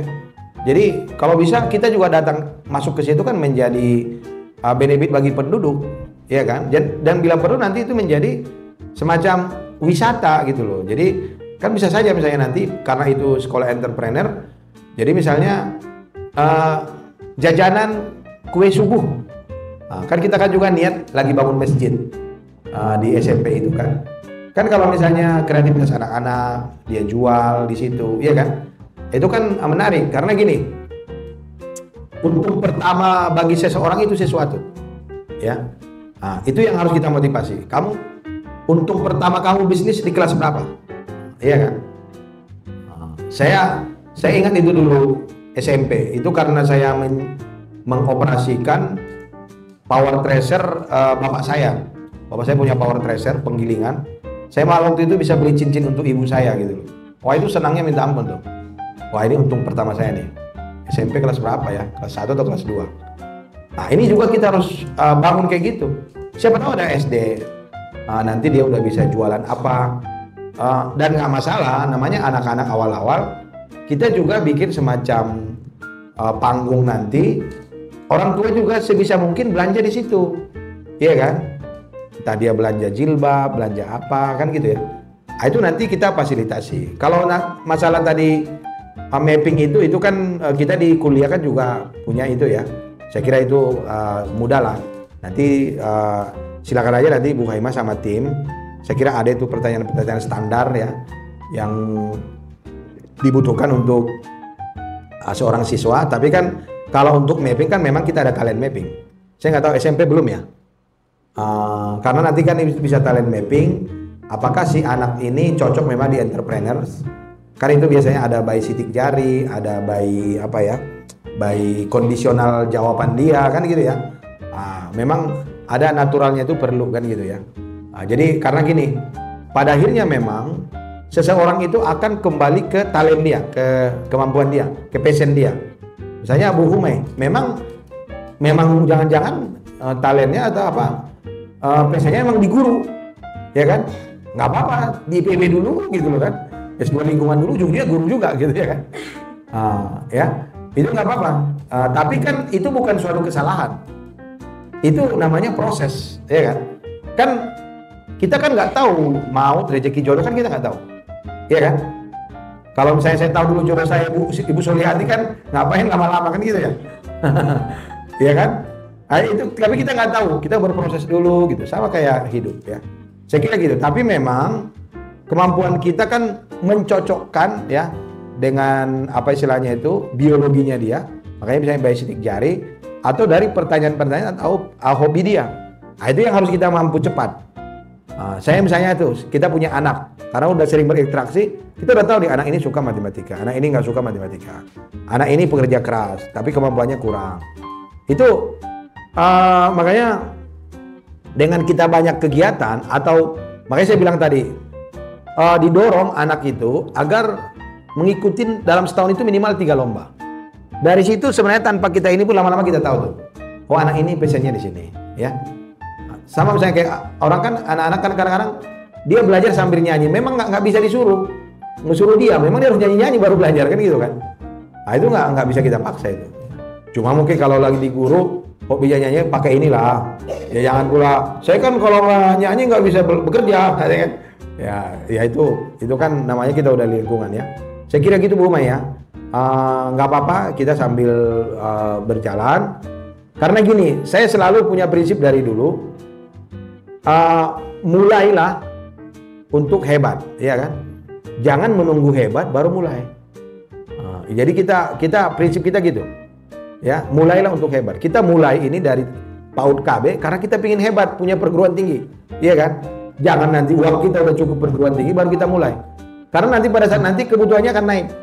Saya makanya banyak yang ngasih masukan. Udahlah, jangan SMP dulu, bereskan dulu SD. Enggak lah. Pemikiran saya nggak gitu saya bilang, ya kan. Kita mulai aja, ya kan. Nanti karena kadang-kadang keadaan itu namanya learning by doing. Saya kan udah S3, nggak ada yang sempat kan. Kalau saya nggak learning by doing ya saya nothing gitu loh, ya. Saya nggak siapa-siapa. Hidup di bisnis itu nggak gitu. Kadang-kadang pemikiran kita A, kenyataannya B. Jadi ya keadaan itu nanti yang meminta kita untuk mengerjakan A, B, C, D, E gitu, ya. Saya kira gitu ya. Karena ideal bagi kita belum tentu ideal bagi market. Belum tentu ideal bagi murid. Nggak usah jauh-jauh, di rumah aja. Karena kita didik orang tua kan kita udah tahu. Pakamnya gini. Belum tentu mereka terima. Iya kan? Karena mereka beda lingkungannya, beda kehidupannya segala macamnya. Ya. Saya kira itu ya, Bapak ya. Makasih. Iya ya. Mohon maaf, Ibu tambahkan ya dari pertanyaannya Ibu Umay karena terkait talent mapping. Untuk sampai 3 tahun awal ini kita itu sebenarnya kalau mapping kita toolnya kita lakukan secara mandiri dalam hal ini. Jadi untuk TK dan PAUD itu kami sudah laksanakan. Jadi kalau mapping awal itu gimana di sini ya? Jadi anak-anak itu dites untuk ada yang menggambar, kemudian ada yang tausiah, kemudian ada yang hafalan, menyanyi, ada yang bercerita, sehingga kita tahu kemampuan anak ini gimana gitu, apa dia jagonya di tahfiz, jagonya di public speaking, jagonya di seni, sehingga itu yang mendasari untuk akhirnya pengembangan anak. Nah, kenapa sampai sekarang memang kita belum menggunakan tools ya? Seperti kemarin sebenarnya 2 tahun lalu ada kakak kita juga, Kak Daisy Regar, itu sharing ke sini dan kita juga kecek-keceknya semua sudah di telemapping, istilahnya pakai tes jari, tes Tiffin ya, mungkin Bu Ayu juga, akunnya juga pernah ya fingerprint. Nah, di situ sebenarnya lengkap sekali tool yang digunakan. Jadi mengetahui potensi diri, mengetahui otak kanan, otak kiri detail, sampai nanti kecenderungannya kuliah pun akan ketahuan.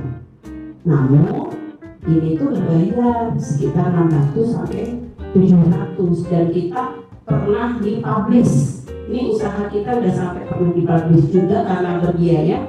Namun orang tua kita belum siap. Sehingga tool secara testing belum kita gunakan karena tidak bisa mengambil uang kegiatan. Karena kalau kita ada kegiatan habis buat testing gitu loh. Karena uang kegiatan kita kan ada sejumlah nominalnya dan itu sudah dikurangi mungkin Pak Iman. Jadi kita itu kalau awal dengan psikolog